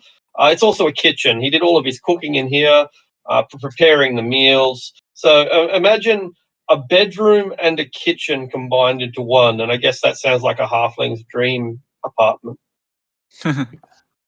Seeing Aliun like approaching, he'll close the door. The unknown inside is better than that. You save yourself from the draft. She's just kind of monitoring around, just kind of curious what's going on. Excellent. Hey, do you have dark vision, Delavash? No, right? No, I'm just using my produce flame for light.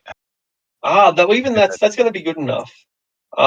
You will see that down below, within the well, it is a running river. You're looking into a subterranean river from above. A blind eyeless fish swims past. Ooh. Yeah, there's a river under here. Probably leads to the Underdark. They're all over up here. Whole party proceeds to dive in. That's like welcome to Out of the Abyss. Okay, the new campaign.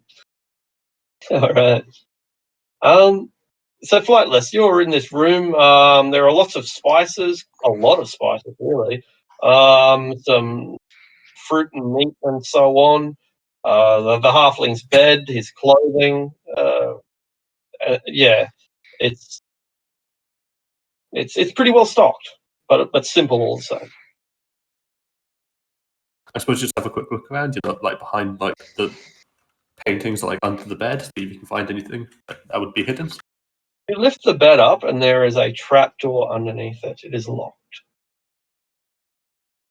Can I toss him the keys? You like open the door just enough, slice the pie so that you can see Artisan and just point at the trapdoor.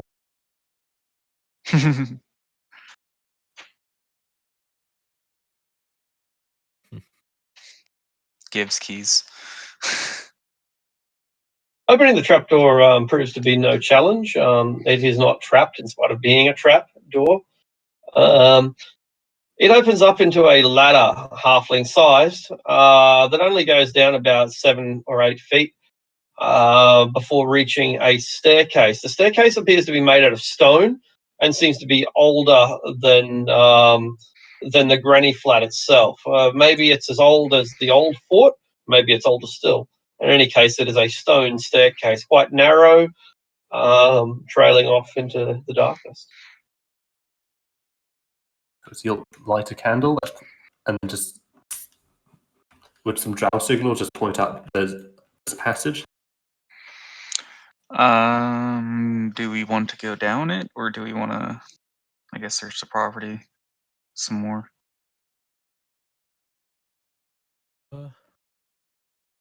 If there was, wait, there wasn't anything else on the property. No, except for there's a stable down here. You find a creature that is not actually an ox. It looks like an ox, but it's not an ox. It's big, it's top heavy, it has massive shoulders and small horns. It looks at you as if it is at once disinterested and well informed all at the same time, like a grandfather might do when a child is telling him about why the sky is blue. Wait, is that Mike Bison? Yes. Okay. Yeah. There's also a chest with 100 pounds of salt. That we kind of own. And our wagon. Okay. And your wagon. Was there anything else in here? Make an investigation check if you want to spend some time. Can I guide myself? That's not a thing, is it? Yeah, Yes, it you is. can. Are You you willing can, to touch yourself? as long as it takes less than a minute. So I guess you can either have guidance or advantage, whether you're spending 1 minute or more. I guess I'll just do advantage. Yep, sure. So you're probably going to spend 5 or 10 minutes here Oh. looking around, and you find roughly 40 pounds of horse shit. It's worth 1 copper piece a pound. That's valuable, Nice. you know. People like that stuff. So I guess You also nothing find a else. needle. The needle is in a haystack. Nice. You can only find it with a DC 25 investigation check, but you found the needle in the haystack. Nice. I'm going to use that as my spell wrought tattoo needle later. For... Brilliant. I'm going to legitimately take the needle that you jokingly You said should. was in a haystack. Totally. You should definitely add that to your equipment list. The legendary needle. It's a purple needle. Cast It's not a identify. needle. It's the needle. Yeah. The needle. This is the It's needle the that the camel goes needle through. that sews the tapestry of fate. Precisely. I like that.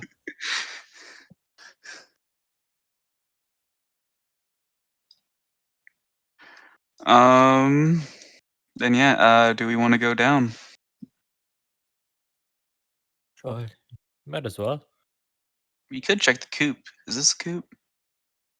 I think it might be. Yeah, that's what we'll call it. Yeah. All right. There are a few chickens in there. 1d4 plus 1. There are 4 chickens in the coop. Yeah. I'm fine with it. We can crawl down then, I guess. All right.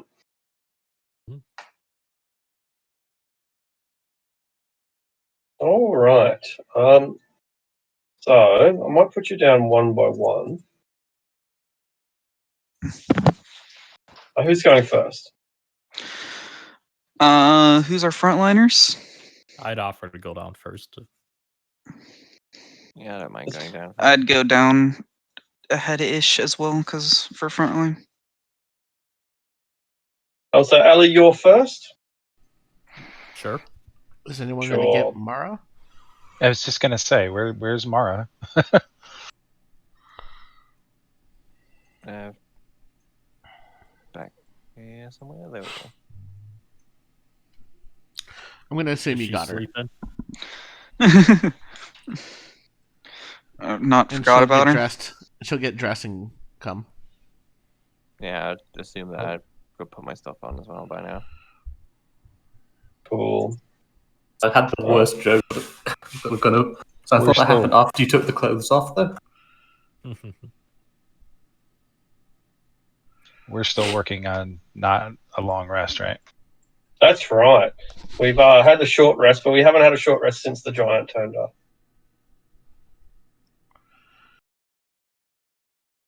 I'm doing this right. This is a very narrow dungeon, if you want to call it such, that we are entering. It's only designed for a halfling in the first place, and only a single halfling. So we are extremely cramped, which is nicely represented, I think, by this image down here. I assume that you can all see, but if you can't, just let me know. But yeah, Ali, you walk up ahead. There's very tight staircases. The steps are only about 8 inches long, and many of us have feet that are bigger than 8 inches. So, like, even if your heel was touching the edge, your toe would poke over the cliff. It's very, very narrow, and it eventually leads to a prison door from a movie from the 1980s. A series of bars with a face plate that has a lock in it. I'm not sure if that makes sense, but if you can just think of, a traditional a set of bars from like an old movie, it closes and it automatically locks, and you've got the lock on a metal plate, then you've got it. Yep. Just coming from being a drow, I know all about traps and places like this, so I'd be Sure. extra cautious Absolutely. for everything I go to, and I'll do we have the keys for this? We can pass them down. Yeah. Literally from the end to the front. Mm-hmm.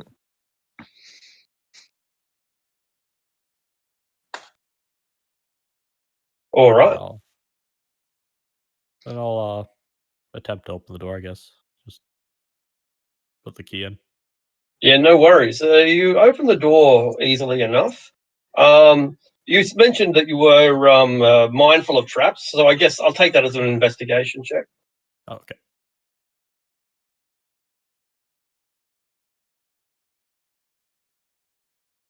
But it doesn't appear to be any such dangers. You put the key in, you twist it, you turn it, it gives a click, and it opens. It swings open, well oiled. Somebody has oiled this quite recently. I don't see any problems down here. Until you stop there, because you step straight into this. I didn't really mention it, but there's some dirt and some dust and some debris here. And buried within that dirt and dust and debris, you step onto a hidden bear trap. I think bear traps get +8 to attack. I'll roll the d20 and I'll check that out. Yep, that hits. 17 will surely hit. I think they do 2d4 damage, and we'll just go with that for now anyway. So you and then maybe reduce your speed or something, but that's less important. So you step into the debris. You set off a bear trap. The bear trap snaps. There is a box in the far end of the hallway.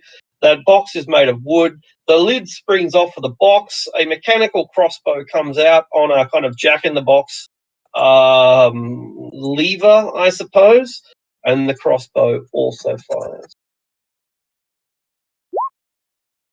Yep. Bam. So your foot's caught up in the bear trap, the crossbow slams into your chest, and if there is any mercy at all in this world, it is that these traps are now dormant. The bear trap is sprung, the crossbow has been fired. You're in pain. I'll take the bear trap off my leg. You have a bear trap. You can add it to your equipment list. I don't want it. I'll take it. All right, you have a bear trap. And I'll start singing and pop my second wind. No worries. And the wound isn't as bad as you thought it was. What's more, it comes with not only a free bear trap, but also a free crossbow and a free box. Nice. Love that second one. Mm-hmm. Let's sing through the pain. That's it. Mind your step. Huh.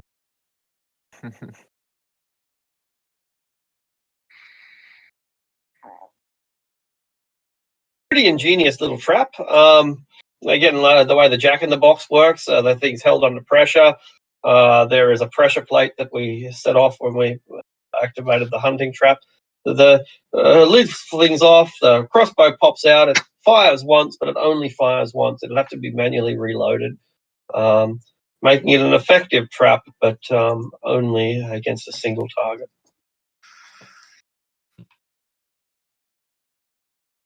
The hallway sprawls out ahead. What kind of crossbow was it?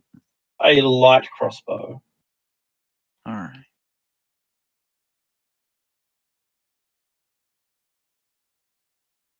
You come to a new section of the dungeon, Aliun. Around the corner here, you'll see that the area bulbs out like it goes from being a very narrow passage to a much more broad one, more circular one. and then continues on up ahead. Somebody has deliberately, for reasons that aren't entirely clear at first, hollowed this area out to make it big enough to fit a horse in.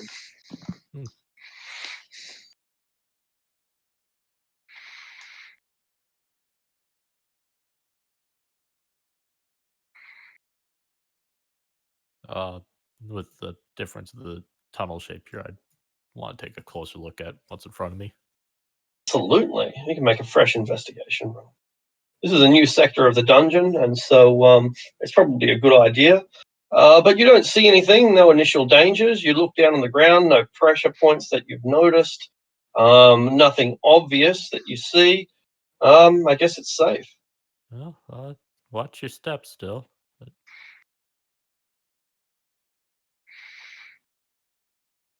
Only it's not safe. And a moment before Eleanor can step through, Elwyn triggers the tripwire. Make a dexterity saving throw as up in the roof there is a net. That net holds in several rocks where you've just triggered a tripwire that's almost invisible, like a thin piece of nylon or something. And snapping the nylon causes the net to drop, the rocks fall, everybody dies. Well, only one person dies, but it's a pretty brutal scene anyway. 14 points of damage Oh, for Rush. Ouch. I'm on 0. And she goes down.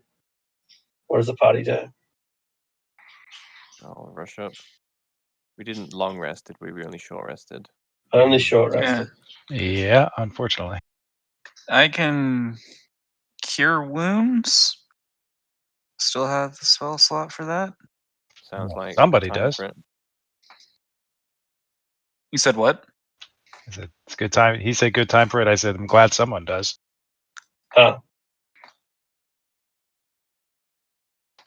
Wait, would I cast it before?